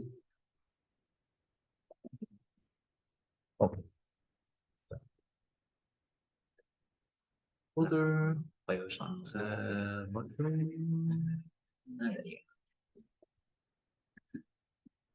We have now 10 minutes presentation per speaker. I think that the last approach worked really well. So, I mean, having a sort of round table after each presentation or given at the line, but we have like a discussion. So the only thing we need is that we stick to time. They're going to be very picky with that. They're going to show You can shout at me if I'm very up. Share the screen. Sorry, I forgot about. Oh, you have to. So you need to do this and this. Yeah, that's why. That's all right. Yeah, yeah. You can just make it big. Make it bigger. All right. So Diony gave me a kind of a tools and monitoring approaches title, which was nice and targeted. So I guess what I want to do is mostly set a bit of kind of context for the third pillar of this project, and particularly try and draw out the fact that when we're talking about monitoring, that part of that is about helping with parameterization of models, but the monitoring pillar is a lot more than that in terms of what we want to get out of it. So I start off with a kind of a provocative question for people of which of these two things do you think we know more about? Do we know more about the surface of the moon, or do we know more about patterns of water use and water demand? Arguably, the answer to the question is the left-hand side picture. We probably, in terms of spatial detail, we probably do know more about the geology of the moon than we know about patterns of water use, particularly in the agricultural sector. We have big gaps globally in monitoring capacity. I'm going to mostly talk about demand, and we may want to revisit how much of that question of how we balance the monitoring pillars focus between strengthening ability to monitor demands and use versus strengthening the ability to monitor water supply availability. And that's going to be partly driven by needs of the lab stakeholders. But just to kind of give some context on both sides, the figure on the left is basically the percentage of groundwater wells in different states in the Western US that is metered. And the key thing is that pretty much all of them are 40% or states of 40% or less. So this is a country with enormous monitoring resources, some of the best kind of public data on agricultural systems anywhere in the world. And most of the states have absolutely no idea how much water is being abstracted for their main consumptive uses. Picking out kind of California as kind of an extreme case of that. The figure on the right is showing basically a recent map. The blue is basically your kind of river flow networks around the world. So more blue equals more rivers, for want of a more technical description. And the red dots are stream flow gauging stations. So on the supply side, we see the same problem. We see big gaps in places where we have in situ monitoring versus where we've actually got rivers that we might need to manage, particularly big transboundary rivers with complex allocation issues. And those number of red dots are getting smaller every year. There's declines in its in situ monitoring. Why is all that happening? So monitoring, particularly in situ monitoring, requires money, it requires capacity, and it requires time. And most river basin authorities and groundwater management agencies don't have any of those things in substantial quantities. I'm saying that water demand monitoring is arguably more important than supply because we do have reasonably well-developed supply monitoring infrastructure, particularly in Europe, but we pretty much don't bother outside the urban sector in monitoring water use. And I've put that's kind of especially problematic for agriculture. The reason we have very low monitoring for agriculture is that we've got large numbers of users that are spatially distributed. You have infrastructure that, unlike homes where and businesses, the infrastructure for supplying water into our houses is generally publicly owned. Most of the agricultural water supply infrastructure, particularly to the point of actual use on a specific field, is privately owned. That's particularly the case for groundwater. And it's problematic because, as we've kind of said, the consumptive use is primarily agricultural. And if you want to be managing scarcity issues, you really have to be tackling the consumptive use problem. And we have very little idea about how much water is actually being used in the agricultural sector. So I wanted to kind of touch on a few examples of why a lack of monitoring is a problem. Because I think these are kind of our motivating factors for why we have this as a pillar in the project and why we think it's an important, well, hopefully people think it's an important problem to tackle. So firstly, if you don't monitor, then your policies are basically just words written on paper. So if you don't monitor, you have a lot of slack in the system, and we all know about the issues of illegal water theft. For the Spaniards in the room, you're familiar with the case on the left-hand side, of a child that died falling down an illegal well, which basically kind of highlighted and brought to the media attention sort of the vast networks of illegal irrigation abstraction wells in Spain. Again, if they're illegal, they're not monitored, they're not managed, they're not part of your water allocation arrangements, and they're going to make your policies less efficient. The Murray-Darling, another great example of the same kinds of issues occurring. I could have put up an example from the UK from an article in The Guardian a couple of months back, which basically said that our local environmental management agency don't have any idea how much water is being extracted. The other problem it creates is you don't have the ability to actually target your interventions. Michael asked yesterday for an example of kind of up-to-date example of comparing, in this case, remotely sensed estimates of irrigation requirements against observed pumping data. This is about 3,000 wells over a 15-year period in the central US. The key thing to take away is just the massive scatter. These are people operating same technology, same crop, pretty much same soil type in a pretty narrow geographic area. Enormous variation, but if you don't have the monitoring data, you can't target interventions to try and address that.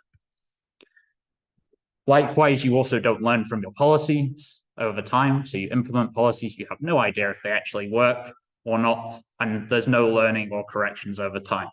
This was work that we did in sub-Saharan Africa, comparing World Bank irrigation schemes. So looking basically at the proportion of the promised irrigated area in the project proposals that's actually being delivered. And the basic takeaway was it's about 15%. And there's been no corrective action or improvement in that over time because no one monitors whether those projects have actually delivered what they said they were going to deliver. And then finally, it poses a problem for your modeling. I'm again picking on one of our own kind of modeling examples here. This is the Volta Basin in West Africa. You can't see very clearly in the picture, but basically this is a network model, a bit like WEAP, but in Python. The only ag nodes that are in this model are the big government irrigation schemes, but we know that there's vast amounts of non-government supported irrigated agriculture in the basin, but it's not in any of the models. It's not considered in the water allocation planning because there's no data. So people just choose to ignore it and hope that it's not going to be a problem in their policy robustness. So kind of transcends kind of, and these aren't, I didn't want to explicitly just parrot back the work package at people, but these are kind of my takes on kind of the three goals. Firstly, and this is a particular goal for the first year, that we want to try and document what are the monitoring approaches that are currently being used, try and draw out what the strengths and weaknesses are, and see if we can identify examples of good and bad practices that we can use them as a basis for what we do in terms of innovation, but also a basis for learning, because that information just isn't in the public domain.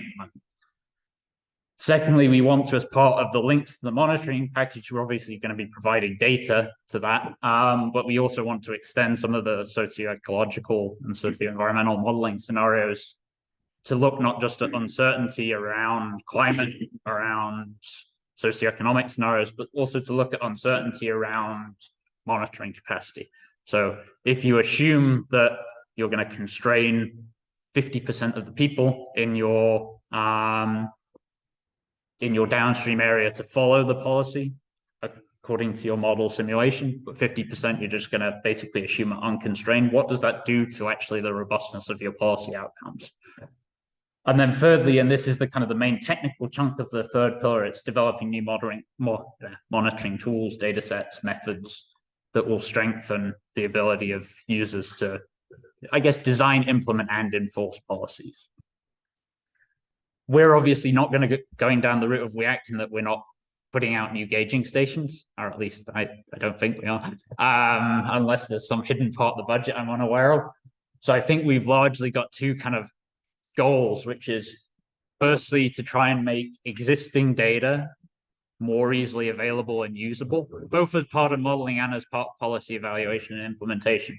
The image on the sort of top there is kind of an example of that. We worked with groundwater management agencies in Nepal to gather their kind of currently paper-based records of monitoring wells and put that into an online dashboard that they can now use and maintain and update over time, making the data actually actionable and integratable and usable. And then secondly, we want to be enabling the uptake of new technologies and data sources, not in situ data sources unless the basin labs are doing that themselves, but that can be used to improve policy targeting and evaluation. And the map is basically an example from some work we've done recently in the Senegal Valley, creating continuous annual maps of dry season irrigated land areas back from the 1980s up to the present that can then be continuously updated over time. So we can talk about these now, we can talk about these later, depending on how this discussion evolves, but I've kind of put 3 questions here that I thought were useful for us to consider for this package. So we need tools and data products, or whatever we want to call them. I know we used toolbox in the proposal. That was deliberately somewhat vague in terms of what a toolbox actually is. But they need to reflect user needs. So I think a starting point, particularly for those who are kind of coordinating the labs, is we need to start to get an understanding from stakeholders about what are the data that are actually being used to design, monitor, and implement policies at the moment. What are the data challenges and gaps that they feel are important and that they feel would make a kind of solving them would make a significant impact on their ability to either design better policies or implement their existing policies better than they're currently doing, because it might be both or either one or the other.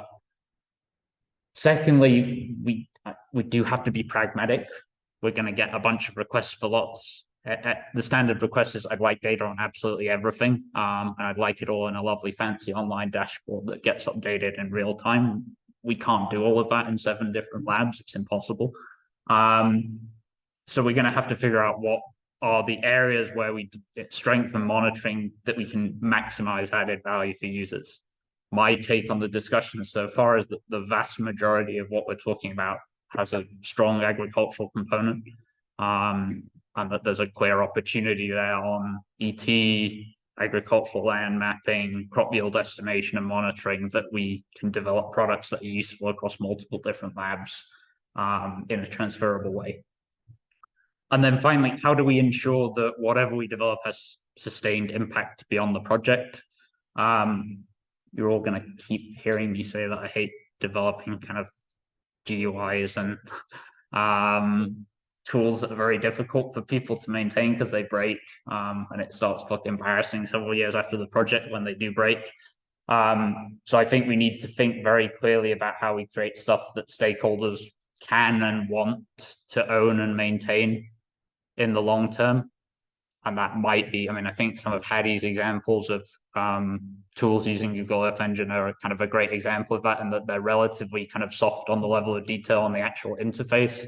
But they have a kind of a clear platform that they're plugged into that has ability to kind of be maintained and tweaked and adapted long term. But there are other ways of doing that. And I think we have to learn from the different labs about what it is they want, and again, what it is they would find would make it most easy for them to utilize new data sets or existing data sets that they're currently underutilizing. I think I've probably gone slightly over my 10 minutes, so I'll shut up at that point.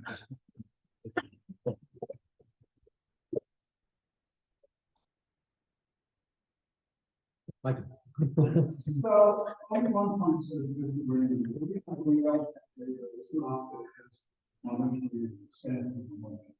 it's farmers don't want to be measured.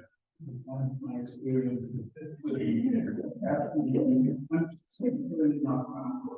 That means that if we want to improve measurement, we have to overcome the possibility.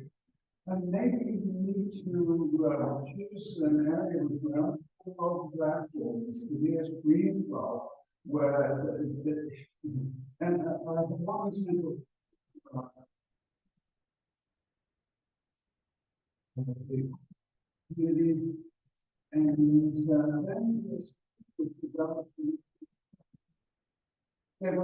they were coordinating the model street, and they discovered anomalies.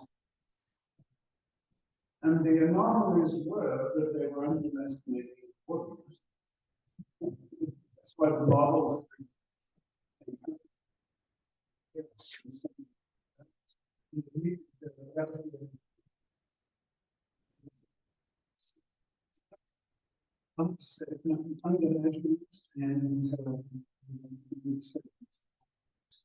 if we tie it, so the key, I think, is a practical model, screening, focusing on the interaction and sort of kind of the growing problems.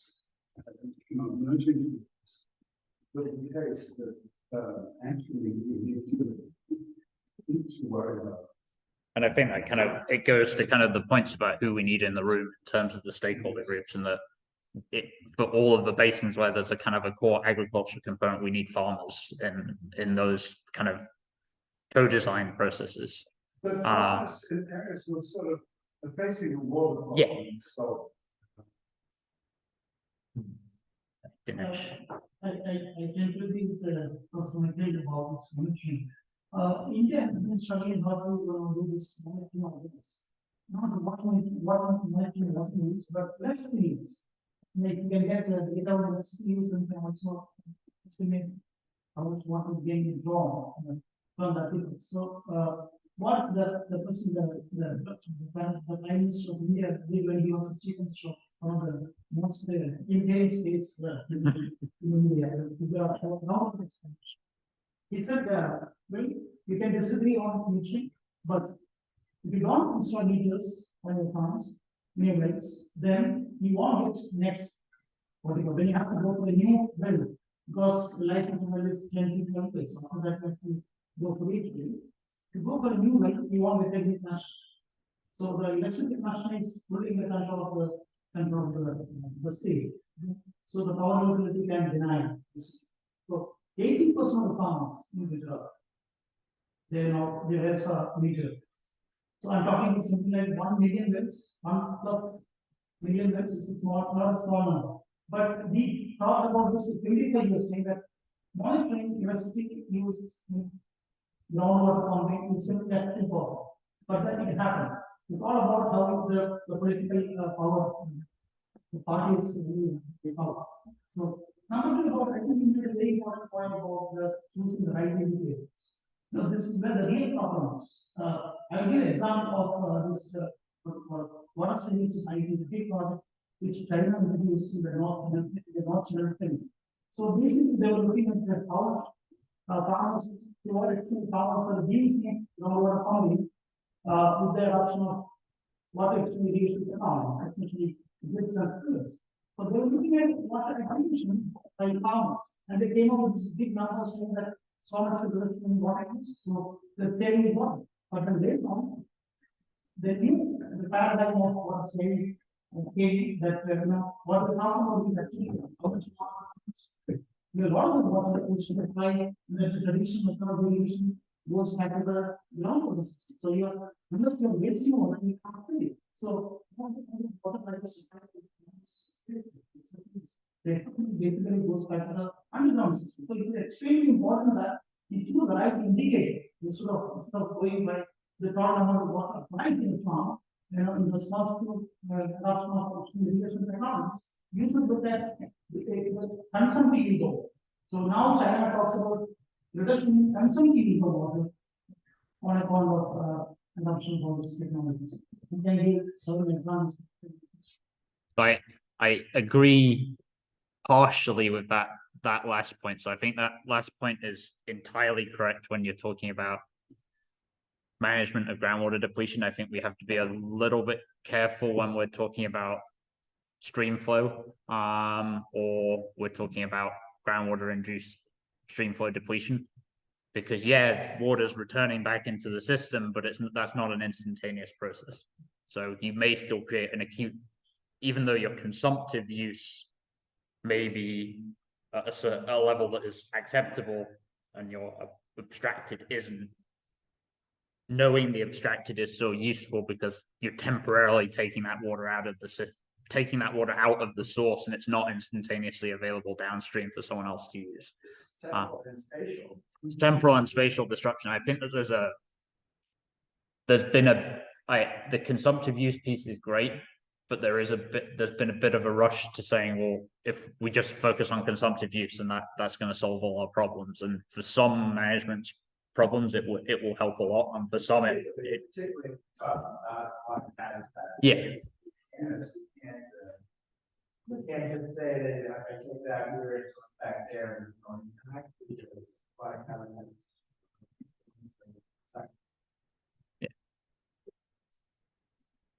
Maradona is that the stream from on is not sufficiently defined.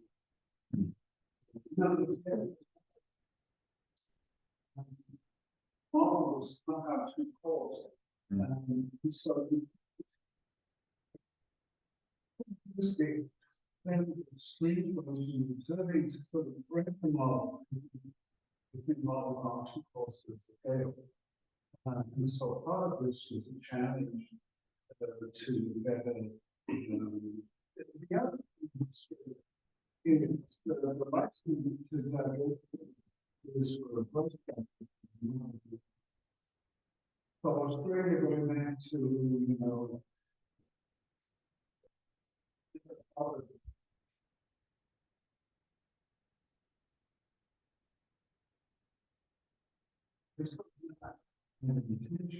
that reason to get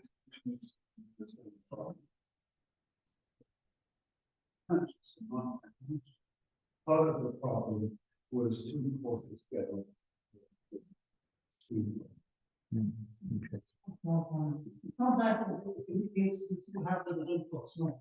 There is situations where the complexes for other data file now reach the underground graphical because there's not what you call the unsaturated there. In some cases, like we have this situation maybe some various structures.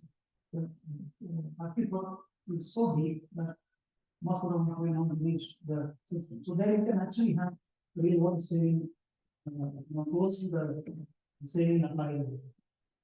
It's not easy to put up. And that you're thinking about that sort of balance at that macro level, that's fine, go somewhere. The victim in that kind of thinking are quite clear fact, right? Because it's not in the river and the habitat is dependent on that and that's in place, that's But I mean, yeah, no, I agree. I mean, this I think is kind of parallel to the kind of the modeling pieces. Both pillars are going to create technical tools, but I think that there's a lot of value in all of these are points that kind of we recognize. I don't think are recognized necessarily in a lot of practical real world water management.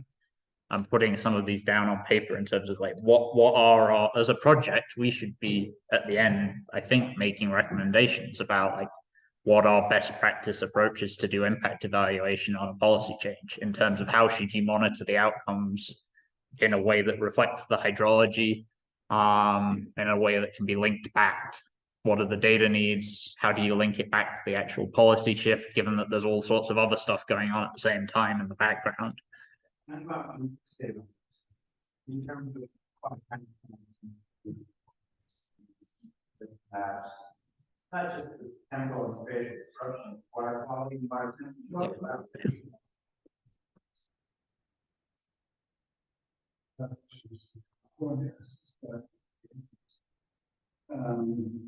So we don't measure free flow in California, so But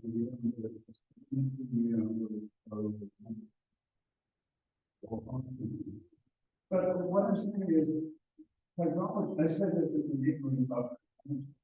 The key is to measure stream flows, not stream flow for fish. For the semantic, not perfect, not the temperature, but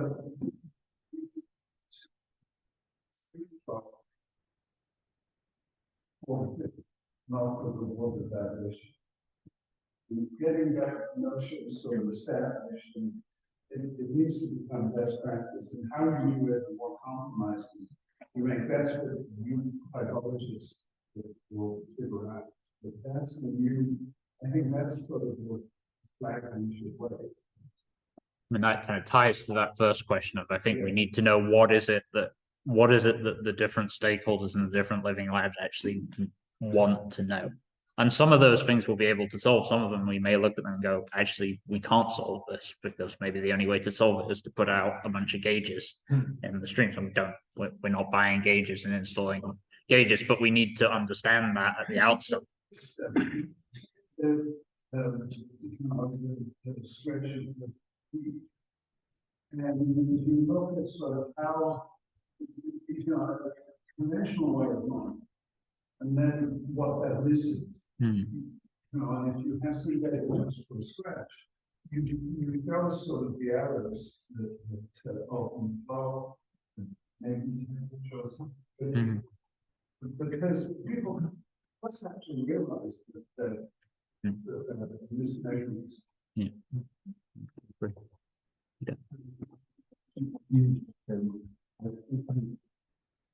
think it might be a good idea to start checking some examples which we might know in the group of when the issue of material was changed and why it was changed. Start from there and find out how can we trigger this and then to build this in the rest of the group. I mean, that arguably could be, it could be the specific focus, or it should be one of the specific focuses of the white paper that we have, I think, for kind of month 7, which is around kind of documenting monitoring approaches, strengths and weaknesses, and then drawing out that kind of how many areas in the world actually meter. And if so, how, I mean, even in the US, there's enormous diversity in what metering actually means. In some cases, it means a meter on a well that someone physically goes and reads and cross-checks every single well every single year. In other cases, it means something where a farmer installs it themselves and reports the data themselves, and someone might come around and check if you're lucky once every 50 years. And those two entirely different scenarios.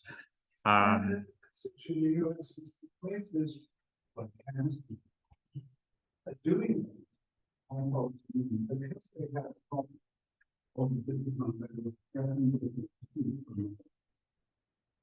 and this notion that you take this seriously when you have a problem.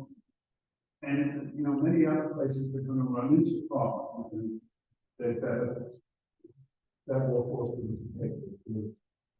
And I think if we skip back to kind of that one, and maybe there's a third point at the end of this, along with kind of making existing data easy to access, enabling uptake of new technologies, it's also kind of building the knowledge about what the kind of the processes are and the governance regimes are to enable change towards implementation of particularly more in situ monitoring of demand, recognizing that we're not going to be putting out new in situ monitoring as part of the project, but we can add value by providing insights about what the enabling conditions need to be for that to happen.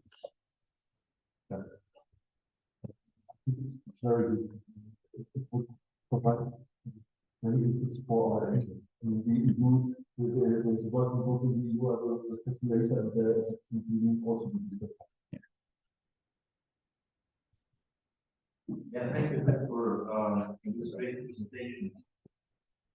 I think we should collectively adopt a lot of ideas into that, and maybe have it as an incentive, and each one of us start putting some ideas of answers to these questions, because these 3 questions, I think they can contribute a lot to our success in building our product.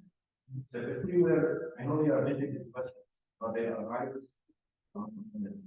We were able to answer these three questions. Collectively, see how.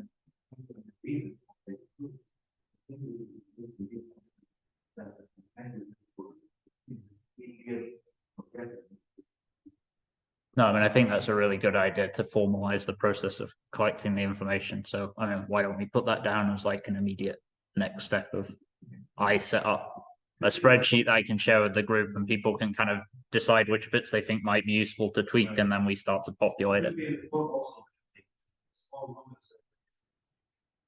Yeah. But what are the key ones? Look like 4 or 5 options. And we see what the.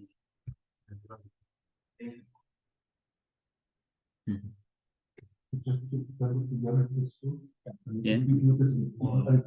If I understood like this in my LinkedIn network, I'm pretty sure that there will be about 10 to 15 people out there. I mean, the other options.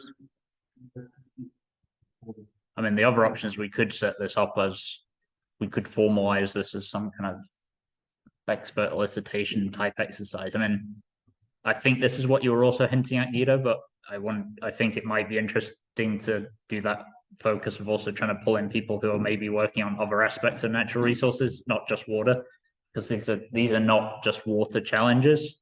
And there's a lot we could learn, for example, from the energy sector, on monitoring of demand and use. Yeah, I mean, if we are attending it, it will be great, but we also started some link in this regard with David, Manuel, work like a true co-creation, because if someone else is answering this stakeholder, they should. Yeah, because realistically, our co-creation can go beyond the labs, right? And exactly, we can do that, but also with the lab, so we can go beyond them. I don't know. Use of this situation to move to the next. Yeah.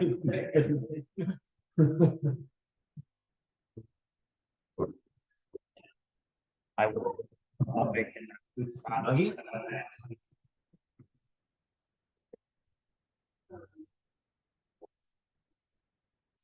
This one?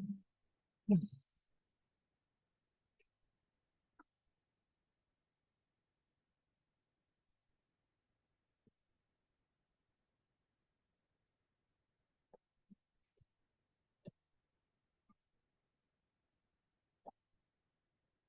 Maybe share, because I have also a couple of links, so maybe share the, okay, I think they will, okay, yeah. We can share it. No, just, if I click a link, it connects. Okay, we see. Okay. Sharing with the screen. Yeah. So I think this presentation on monitoring indicators fits very well after complementing team and some of the issues we have already touched upon. So, you know, as part of task 4.2, we need to design monitoring indicators, identify and define, actually. We don't need to, you know, reinvent the wheel. Key indicators of water use, water availability, water-related impacts, both socioeconomic and environmental, and institutional performance that are needed to support the design, the implementation, the enforcement, and the evaluation of the transformative policies. So some key aspects here is one, definitely in consultation with the stakeholders. We cannot do it alone if we want to fit for purpose these indicators. We also need to consider existing monitoring and reporting obligations that these labs might have already. Obviously, there are strong links between the tasks 4.1, 4.2, and 4.3. And just the timeline is just, we need to have this within the first year of the project. So some steps that we can follow to get there. The first one is, as also mentioned before, identify needs, assess the needs. So focusing on 3 things, identify the types and status of existing monitoring infrastructure. So water metering, hydrometeorological networks, wherever we can get the primary data. Second, identify types and status of existing data systems. because obviously in these labs, there might be already, water rights inventories, water permits inventories, already some infrastructure or data systems that are that can support the design or the evaluation of the TAP of the transformative policies.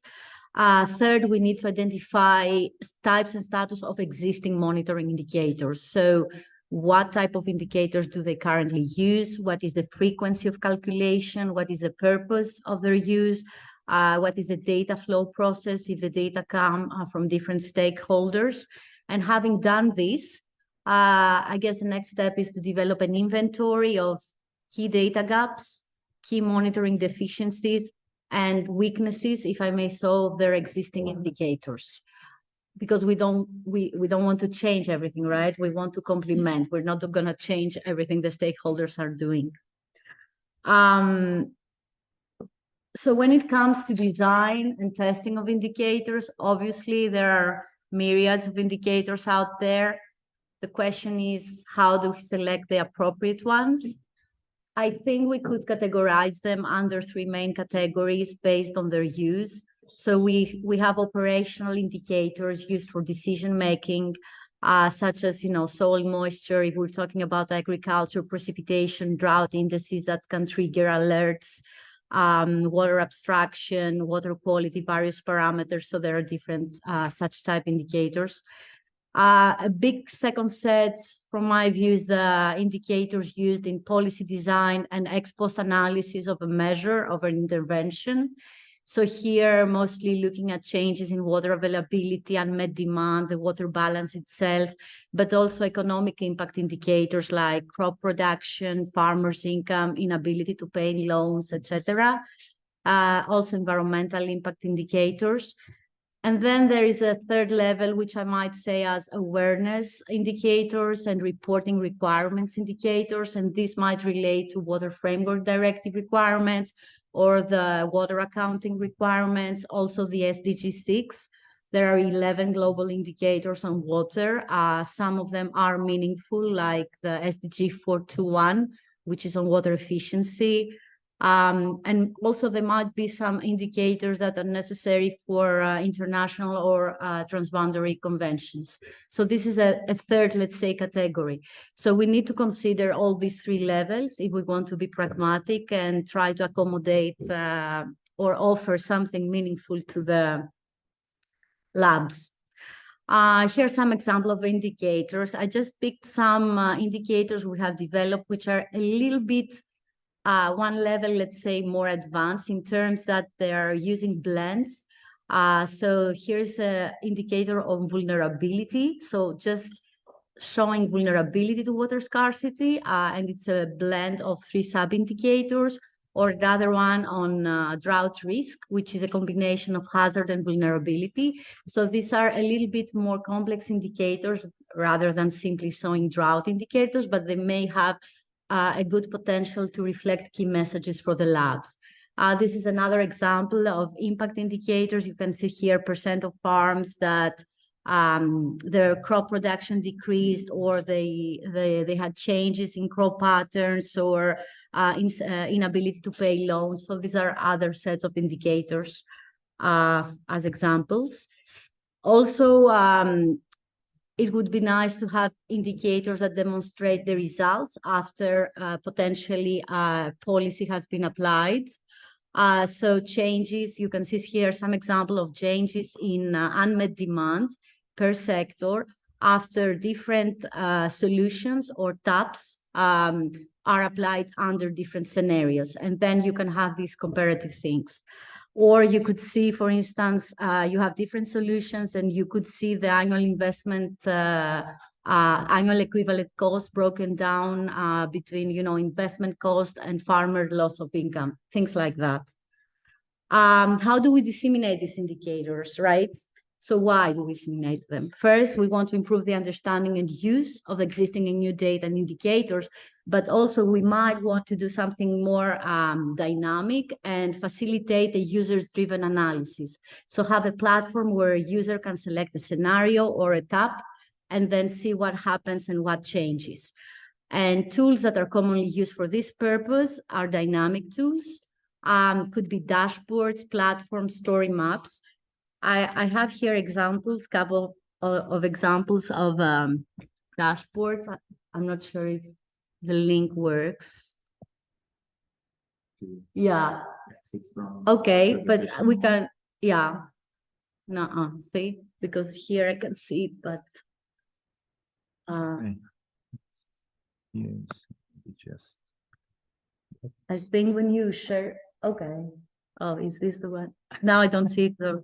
no, it's only the or maybe we can do If you like do this. share the whole screen, Yeah. maybe. So there were 3 examples, one from a river basin in Colombia, one from India, and there was another from the energy sector. Yeah, there. Restaurar or abrir. But I have to accept something actually. Like, okay, sorry.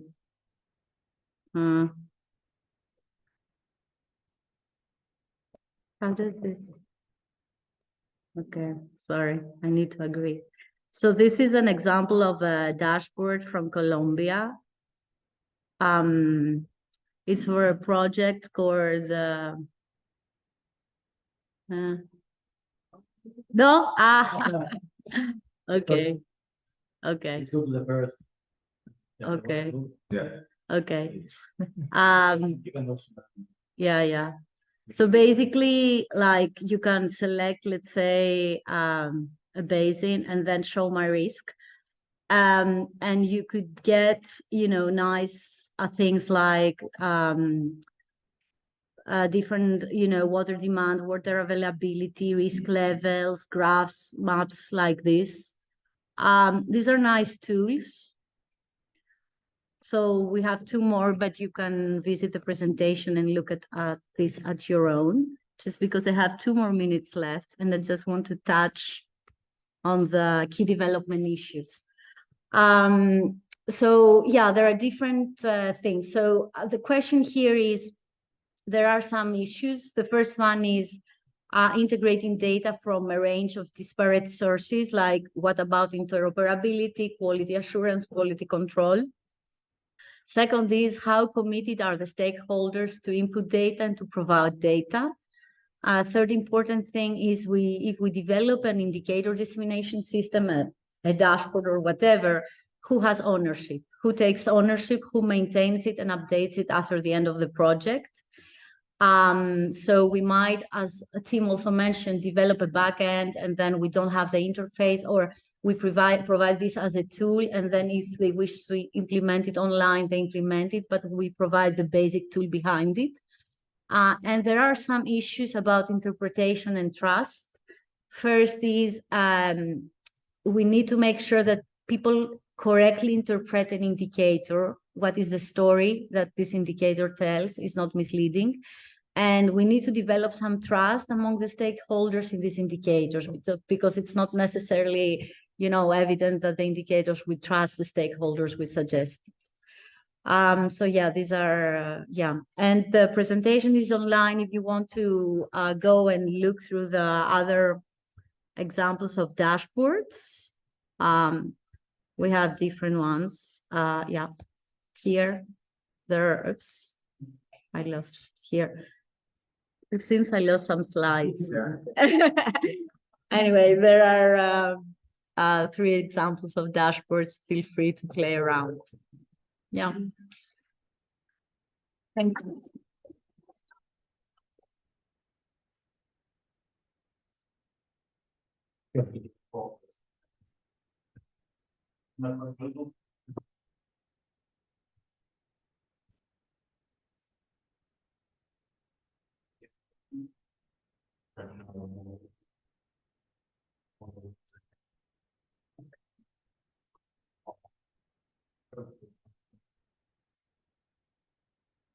Right.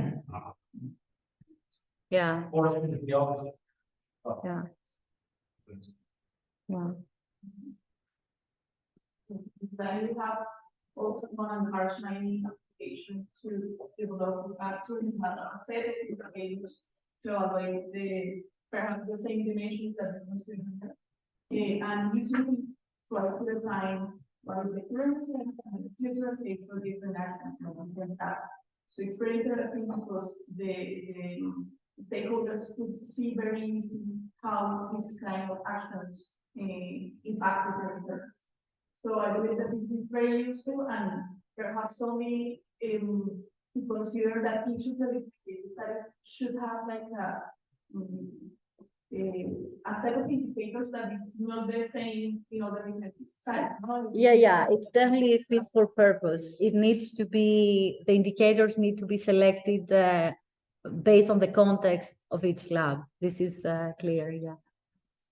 When it's perhaps in these dimensions of the indicators, because we have different transboundary or transnational river basins, could be interesting that we can put something about this collaboration between to evaluate that it's important for the case studies. Yeah.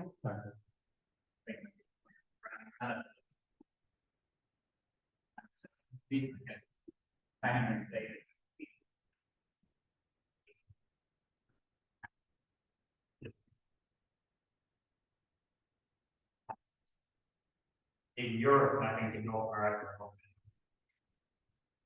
illegal water use being in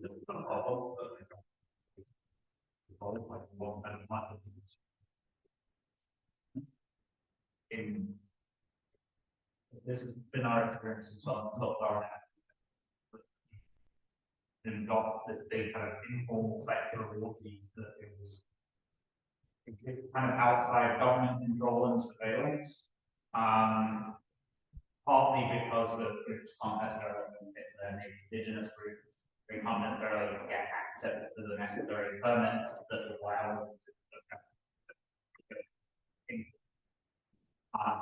we probably need to be a little bit careful in those contexts about developing how we develop an important monitoring tools that let's say create a product that allows an agency to access satellite EQ data to detect where people are into water illegally, about how that might subsequently be used by that agency.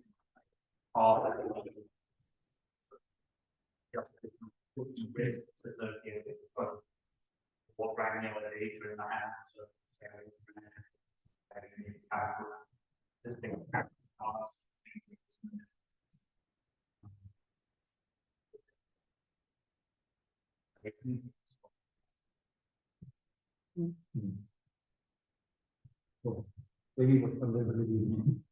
In addition to the, I like the table we have 3 different categories.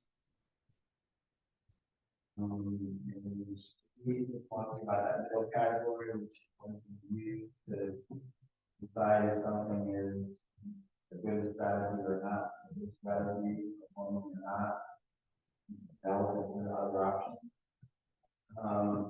But the other dimension of that is the scale and temporal variation of that. And that really has to be Greenwood's outflow, place, it's critical, by reliability.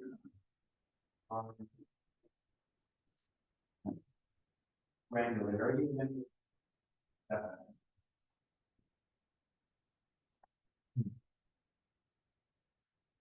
I would agree with what you mentioned on sustainability. So also to look which indicators are already being used, reported, and to, as far as possible, relevant, which maybe you already working 10 years ago on common European indicators. Yeah. Not one does a review and says and concept properly, at least 80 different indicators in use, so there's no problem. No change anything. They're almost to the very local indicator because all the others don't work in their region, there is something like this. So I mean, it's extremely complex to get a new indication to be accepted. I think it's also crucial for the long-term people to work on. So if we want to put something really to really convince people that there will be other.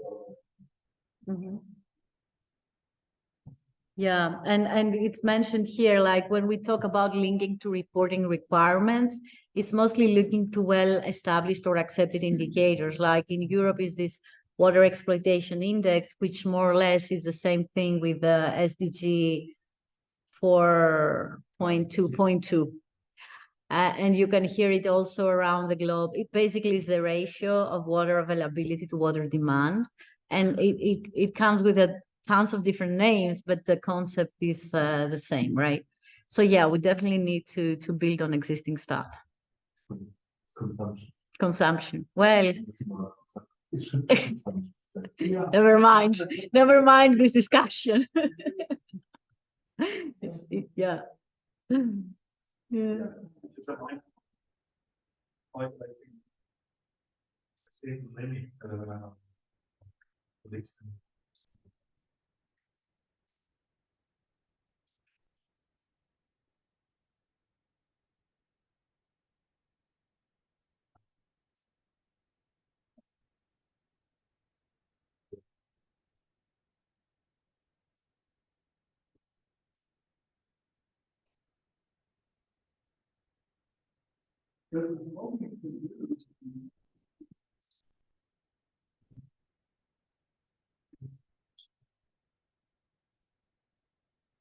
They also do this technical change.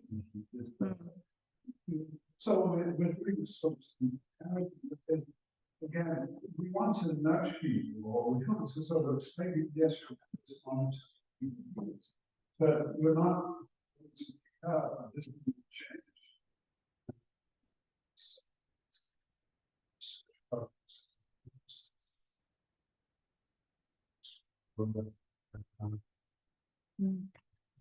I think in this extent also, because like if I'm thinking about, water availability, right? I mean, water availability is water availability. It's not something that one or another indicator. Okay, sensitivity is good, but also what is important is the thresholds. Like, where do you define the critical thresholds? And this might actually differ from one region to another region or at the different scales. Have different needs and different sort of thresholds. And so if you average too much of the space, or over time, distance. Yeah. So again, that's sort of an academic concept. One of the we show what you might lose that could be your importance. Right. Okay. Good. Yeah. Thank you. Thank you. Yeah. National climate and socio-economic scenario, Yaro. I don't know if. Do you have a presentation, Yaro, or just, okay. Only three slides. It's here. Which one? It's not here. No, it's not monitoring, it's the modeling. Is it this one? Yeah.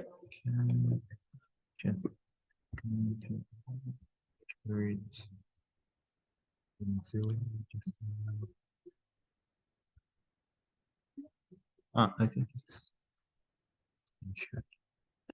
Yep. Thank you very much. So only a few thoughts on, is this working? Yeah. It has been working, used to work.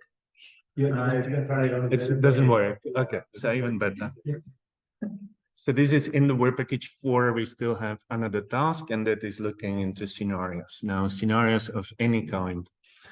So that includes the climate and non-climate drivers.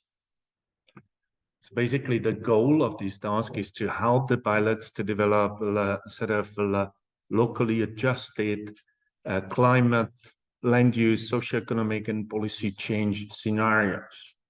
So what we are aiming at, that should sort of wrap up the modeling framework and should inform how we are going to what are the assumptions that we start with, and also how we factor in the policy induced changes in the pilots. So the policy that we identified in different contexts, what they change on ground and so on.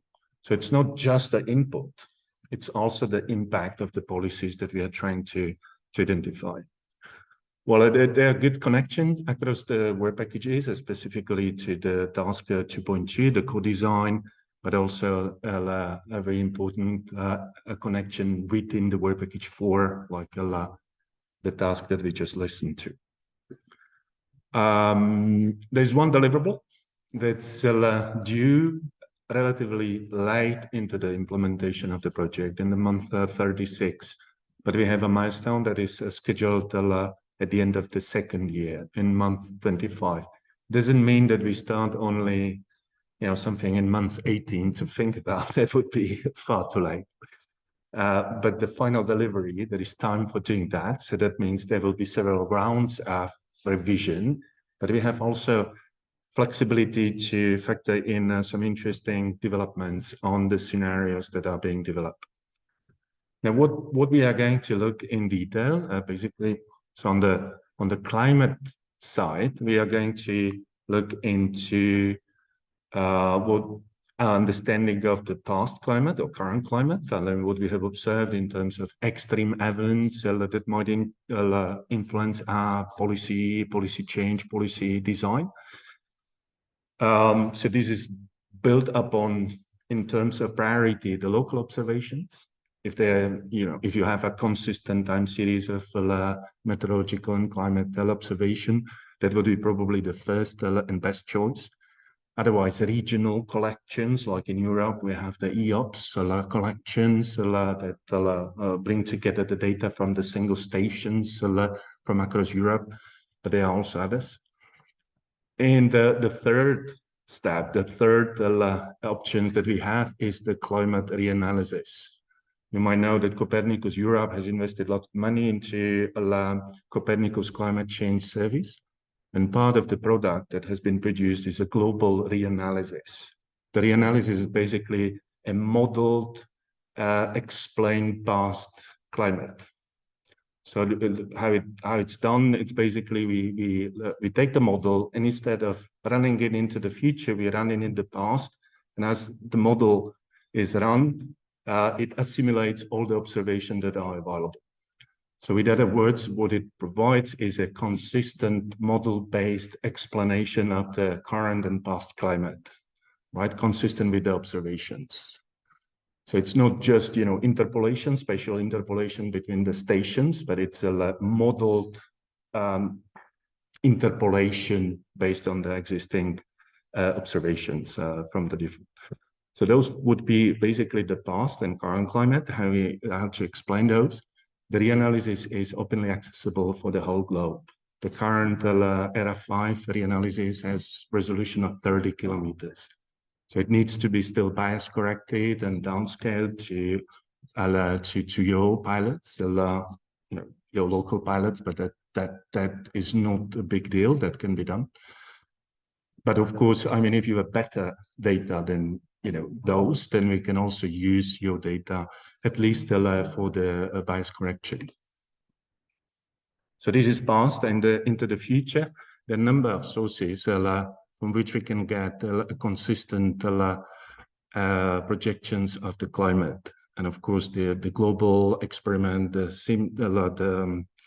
CIMIP-6 now, the simulation of the coordinated experiment across different modeling centers around the globe that provide interesting starting point.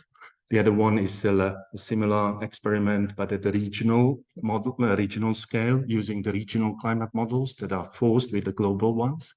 They are also open access repository of these regional simulation from Cordex consortium.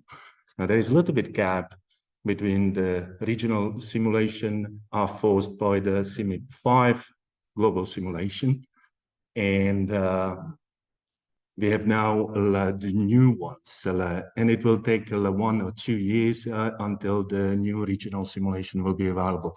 So we will be working with you and sort out what is the best source for the projections, right? What I wanted to mention is there are also interesting initiatives that we can work with. For example, the ASPECT project that just started, that is that's going to develop a seamless climate information starting from subseasonal forecast through seasonal forecast and decadal forecast. So in those basins where the climate forecast have skills, right, where they anticipate and there's a validated and demonstrated added value of those, it might be useful to use the forecast as well, rather than only the projection on the long term. And how to do that, I will explain. We are participating in the Aspect project. There's a interface, there's an opportunity for other users to use the product that are being developed, and we can facilitate this interface. On the other hand, the non-climatic drivers, so what we are going to look into is a number of variables that in somehow are important for anticipating how much water will be abstracted, will be demanded, and will be used for different purposes. So this is something that there are some scenarios for Europe and for other parts. We will start with that from a good desk review, but those scenarios will probably need to be adjusted for your pilots. I mean, and that includes the input, your intellectual input, and the input of your stakeholders and stakeholder networks. So how to design, how to make the initial assumptions, how to combine them into a narrative, a plausible and policy-relevant narratives that explain what might happen in terms of water availability, water use, and water demand. That includes basically demographic projections and derivatives, from including some projections of household composition and age, lifestyle sensitive water demand. It might also include projections of water saving appliances in different sectors like irrigation and so on. Might include policy changes that you anticipate. You can already say there's something going to happen in my pilot, and that will impact on how much water is used or saved, and so on. What we might include in those scenarios is also the scenarios of significant disruptions, right? So we haven't promised that, but in some policy design, it might make sense to look into what might happen if there is a serious disruption of water supply and sanitation in some areas. So what might be the impact? Because those considerations are also somehow influencing the policy design. So how to go forward? Basically, we will develop a sort of framework. I mean, it's not very standardized framework. It's basically the outline of what we are going to look at. That will be driven by your pilots, and that will be driven also by the type of policy intervention that you are interested in to simulate and to assess. And that will include also desk review and collection of available sources, available interesting studies that highlight what could be done, includes a collection of data that underpin those scenarios, and tools that can be used in the pilots to design the scenarios. Those are very often qualitative tools like horizon scanning, foresight study.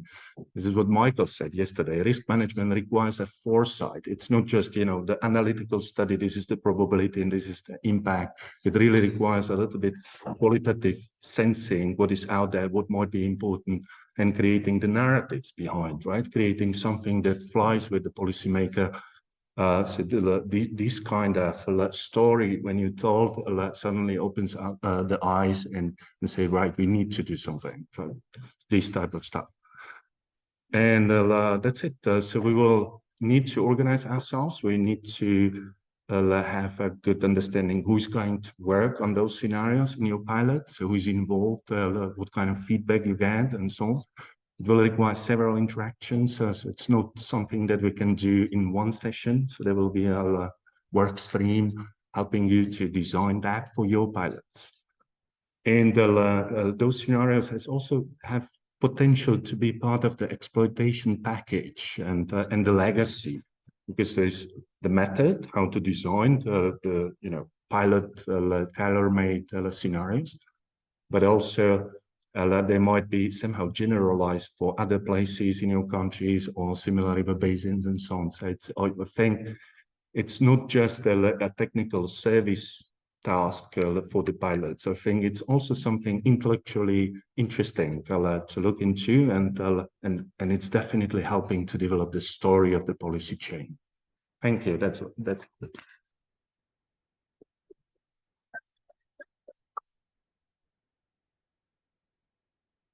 Did I stick in the time? Did I stick?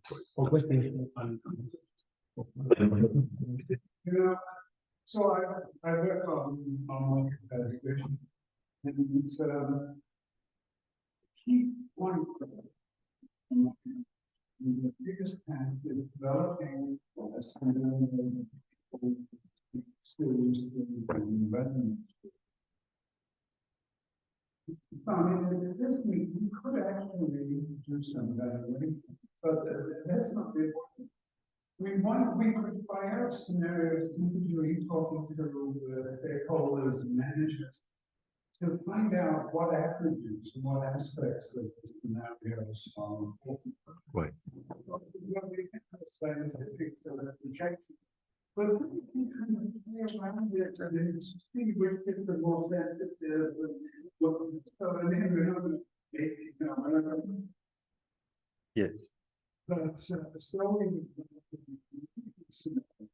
doing like some focus groups. Yeah. But secondly, evaluation component, or like a pilot study, not scale.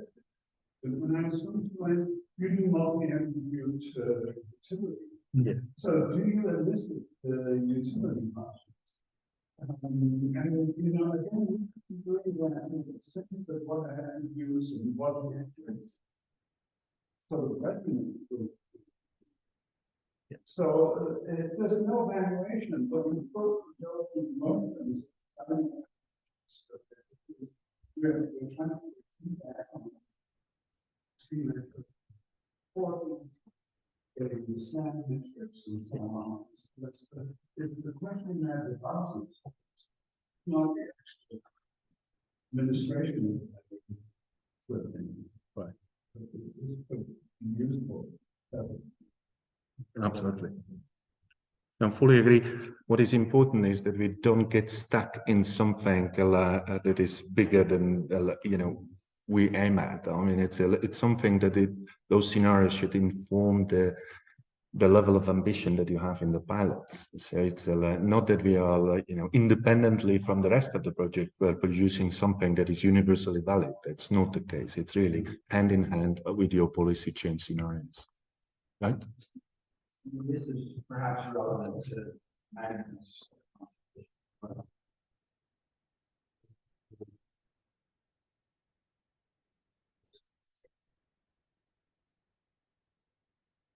Yeah. We use that our program form recommendation.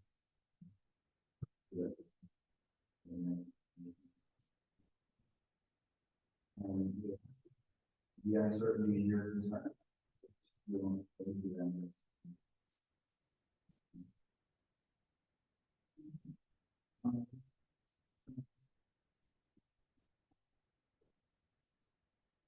That because sometimes they only have something that you want the data set for, do about that, and then the end against your performance, how you know something better or good, and all of the things that we have in mind.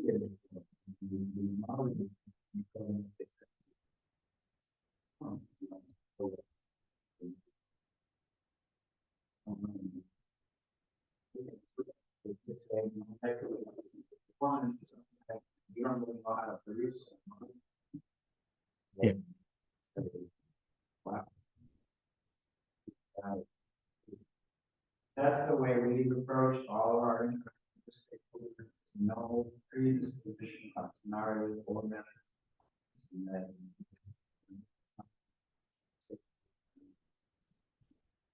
Yeah.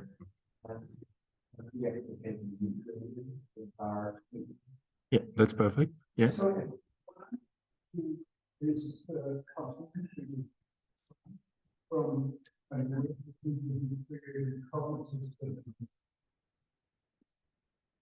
So the sort of that we need is you would come with this thing.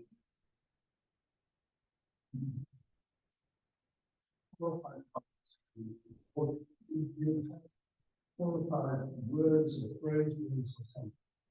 You feel figures.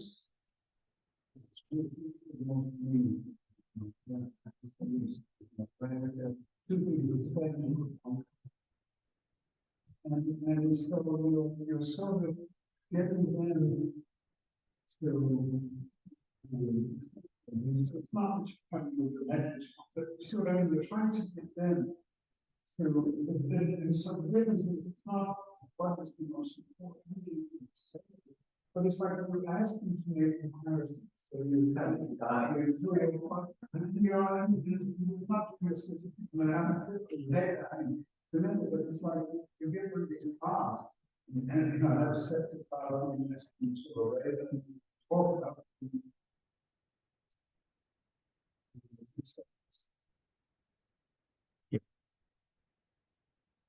Some of the bit more constrained than next. Well, it's when you're I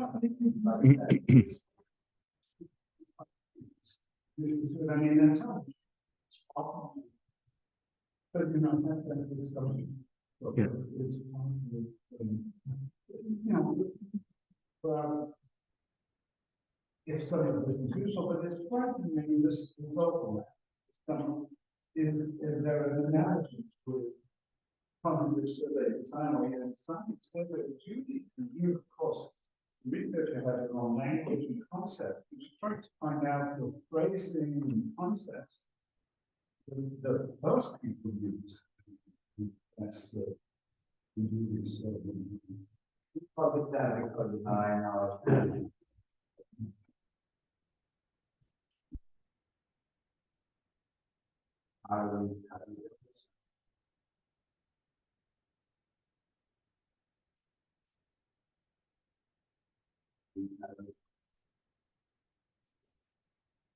Yeah. Yep. There's minor point about you mentioned about policy changes impact.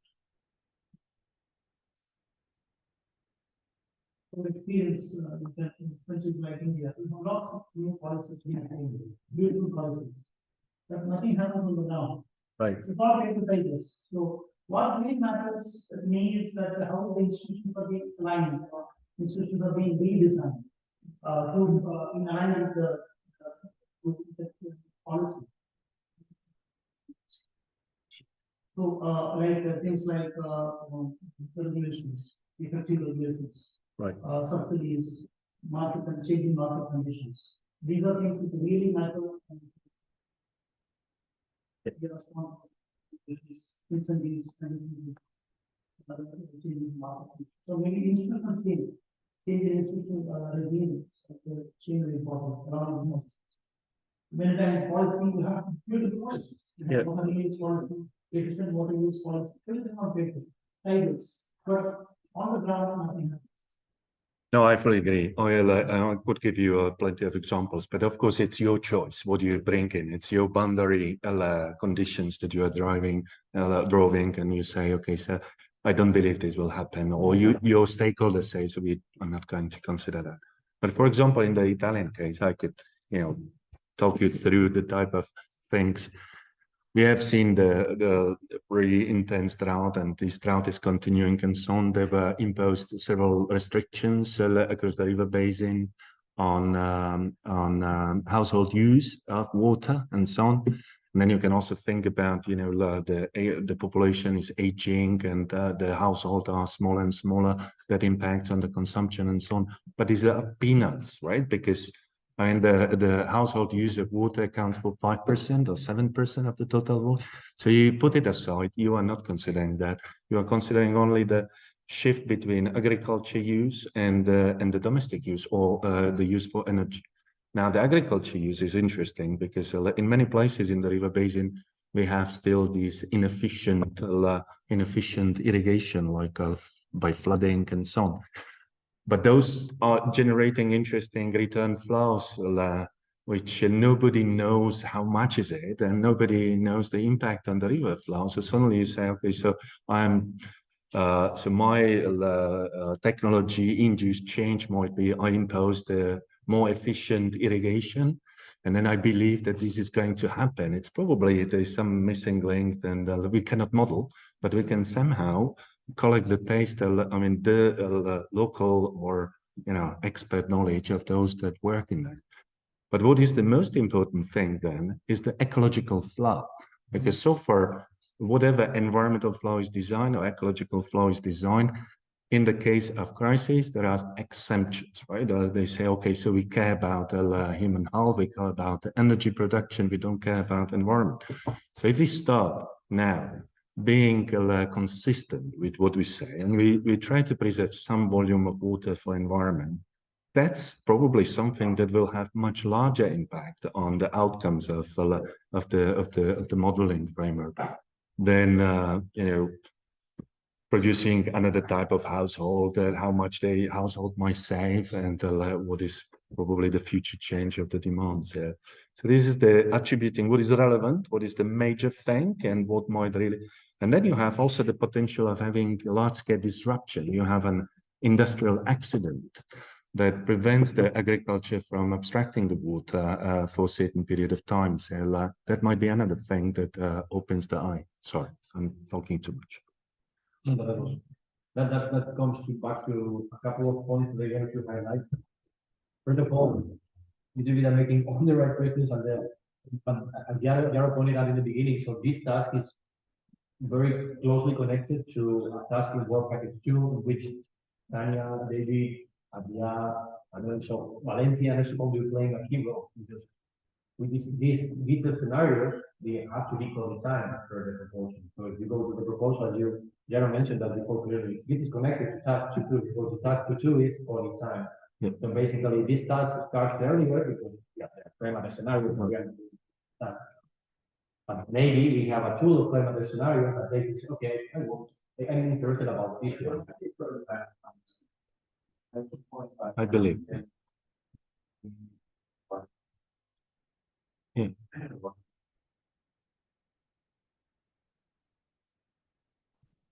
Tenure drought and historic plants. Yeah. Good point. We're going to use that.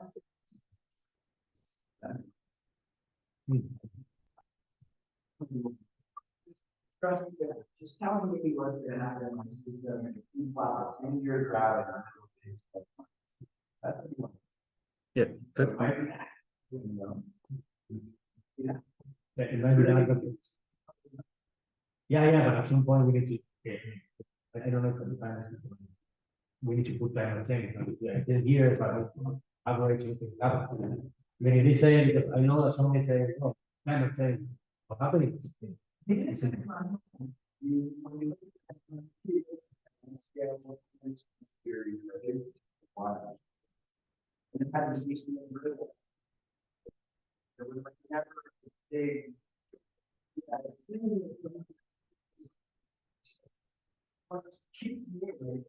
not you're showing me this time. It's the 10-year.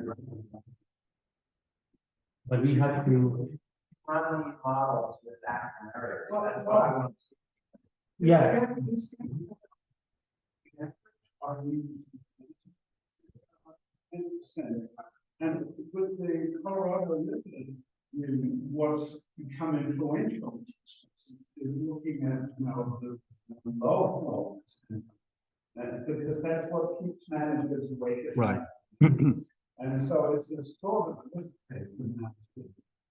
and that may be. I want to ask another question. What about sort of report cards? So one way NGOs have been effective is producing a report card like in California water. Now, you need to be a little gentle, but nevertheless, some version, some case study might be report card, because it's part of action. And it's where things are not. if you want to work, it's kind of worst case. Yeah. So it's not.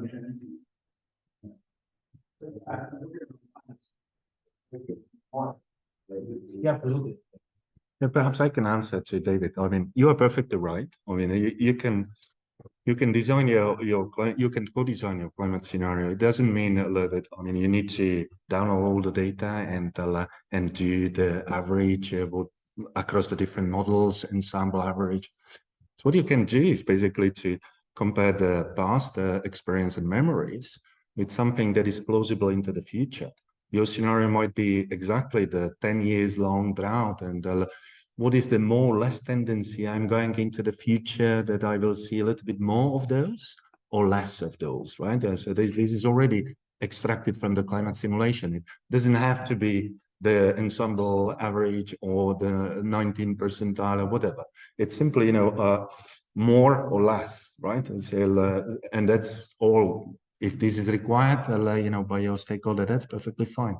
But a little bit plausibility, right? When we design the solution for certain climate, and we should also check whether this works also more or less with the future climate, right? Yeah, this way human beings wrong. Is you put them in that, and what happens is what happens in yeah, what happens in the follow exactly. And that's coaching, but we can be coaching.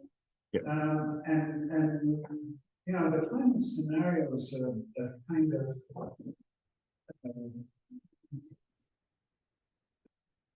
it's extremes, and it's referring to something happening somewhere else, maybe more cogent than the downscale version. There's this rhetorical thing of being able to say, what happened. How would you do? Yeah, what is interesting, I would like to highlight that those scenarios are also sometimes part of the solution, right? If you have them, if you are able to draw the vision or the outlook for the future, you might be able suddenly to explore the possibility of parametric insurance, agriculture insurance, because you have a trusted source of information. You can assess the risk that you might face in the future. That might be taken up by the insurers. So sometimes it's not only the context. Sometimes it's also part of the policy change that you want to explore. It's someone to say on the comments about things supposed to be the modeling is that I think it would be great if this project goes to a scenarios of thinking, yes, correct, which are compatible with this exactly. Maria Luska published a paper on making change. And what we did there was essentially I mentioned it before, but the idea was to okay, what happens in Maputo a drought at TD reservoir Cape Town.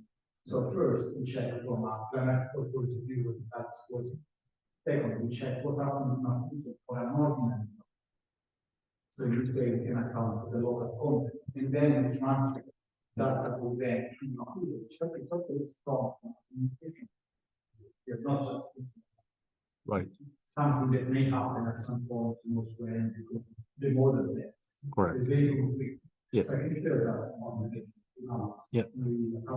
I have seen that. Yeah. Well done. Could be one idea it seems if your experience was concrete. Yeah. Even if it's a picture. People can wrap their mind with something concrete.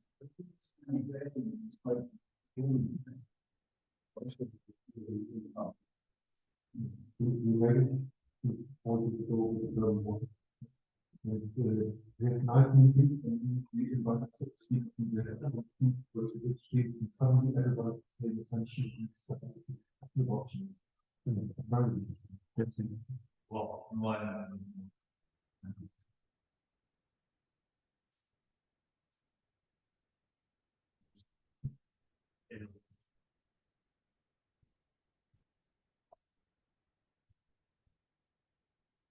Yeah. using those. Right. One notion is, it's important that agencies have a solution on the shelf that they're sort of agreed to. Exactly. And so, okay, because the opposite is you have prices, and it's too hard to think and negotiate an agreement. So you sort of need to have the in advance. And then there's the best chance that it will be adopted. Yeah. When nature sort of brings the. Right.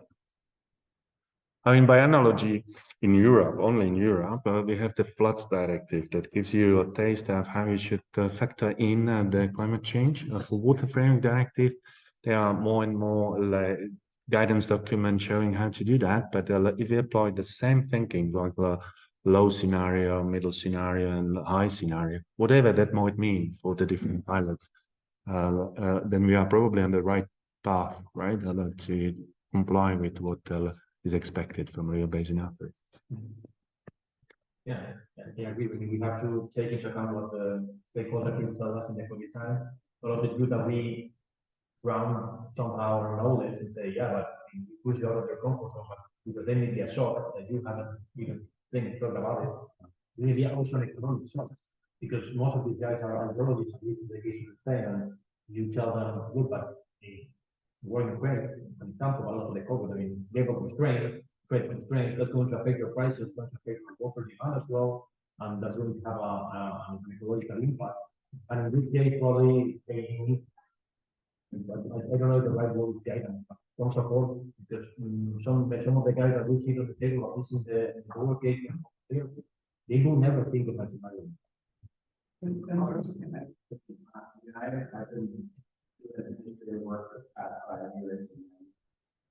Last time I used ECM class was probably a cycle. Have they resolved some of these empirical issues? So they don't have the kind of crowds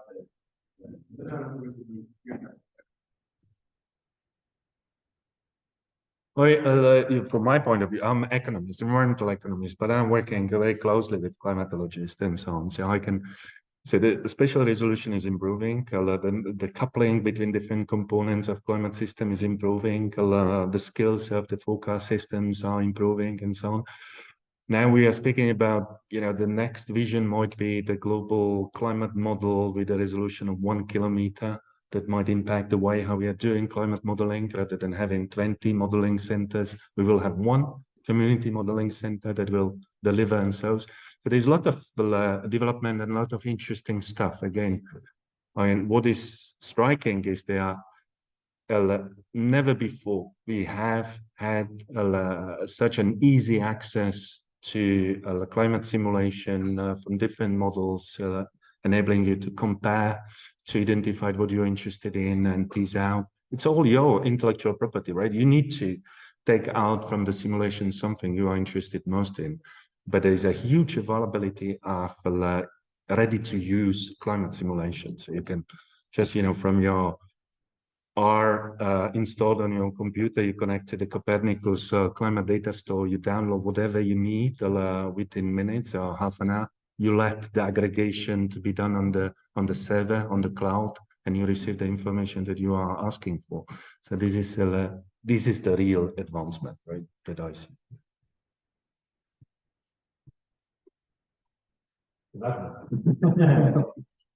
So, what are you interested in?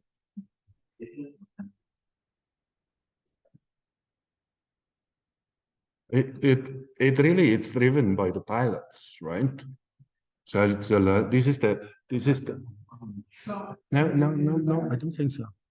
It's temperature and soil climate.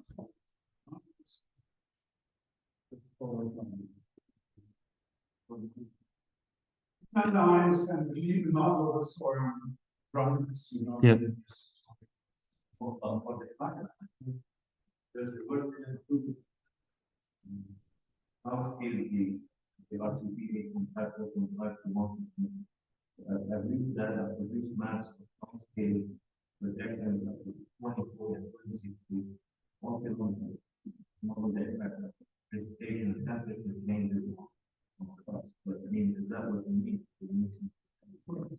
the reason I think soil dryness is, what I'm looking at is the switch from purely rainfall to supplemental irrigation in the west.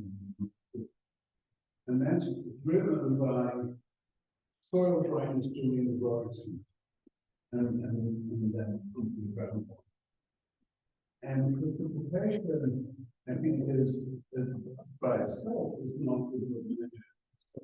For one thing, it's periods of 2 weeks or 3 weeks of no rain during the key part of the growing season. Yeah. And so I may be wrong to do this, Mary Island, but the taking the steps to sort of running is maybe important in some areas. So the issue is switching from rainfed agriculture to outdoor irrigation. You know, that's you know the United States sort of not being considered a whole lot, at least for the economy. Yeah. But I'm suggesting this, you guys are the experts. I mean, I don't expect that every pilot will have the same type of path indicators to download. It really depends on what you are trying to show and what you are trying to address in your policy change design. It might be really like David said. I mean, he might be interested in the plausibility or somehow likelihood that there will be 10 years long drought in the near future, or what is going to happen in the future in those terms. In other cases, it might be something different. I mean, it's really part of the policy design that we are aiming to elaborate. Very connected, very much connected to the modeling system of coaching. They deeper into so the scenario to the model and have an economic model. You need some inputs. You have an economic model. And also just with Dreamboat, what it is really the amount of carryover storage. Yes. One use storage. Correct. Storage because that's, you know, if the driver is 1 year more than carryover storage, which can be away from that. Yeah, I think in Italian case, we will need to look into the snowpack and how much snowpack contributes to regulate the river flow in the irrigation season or shortly before, and this type of stuff. It's not only, you know, the precipitation and temperature, it's a little bit more variables to look at. I think we took in here access into yeah. We go for lunch and then you can come to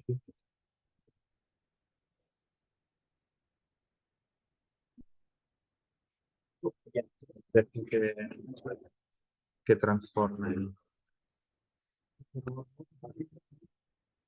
Spero che no. Yeah.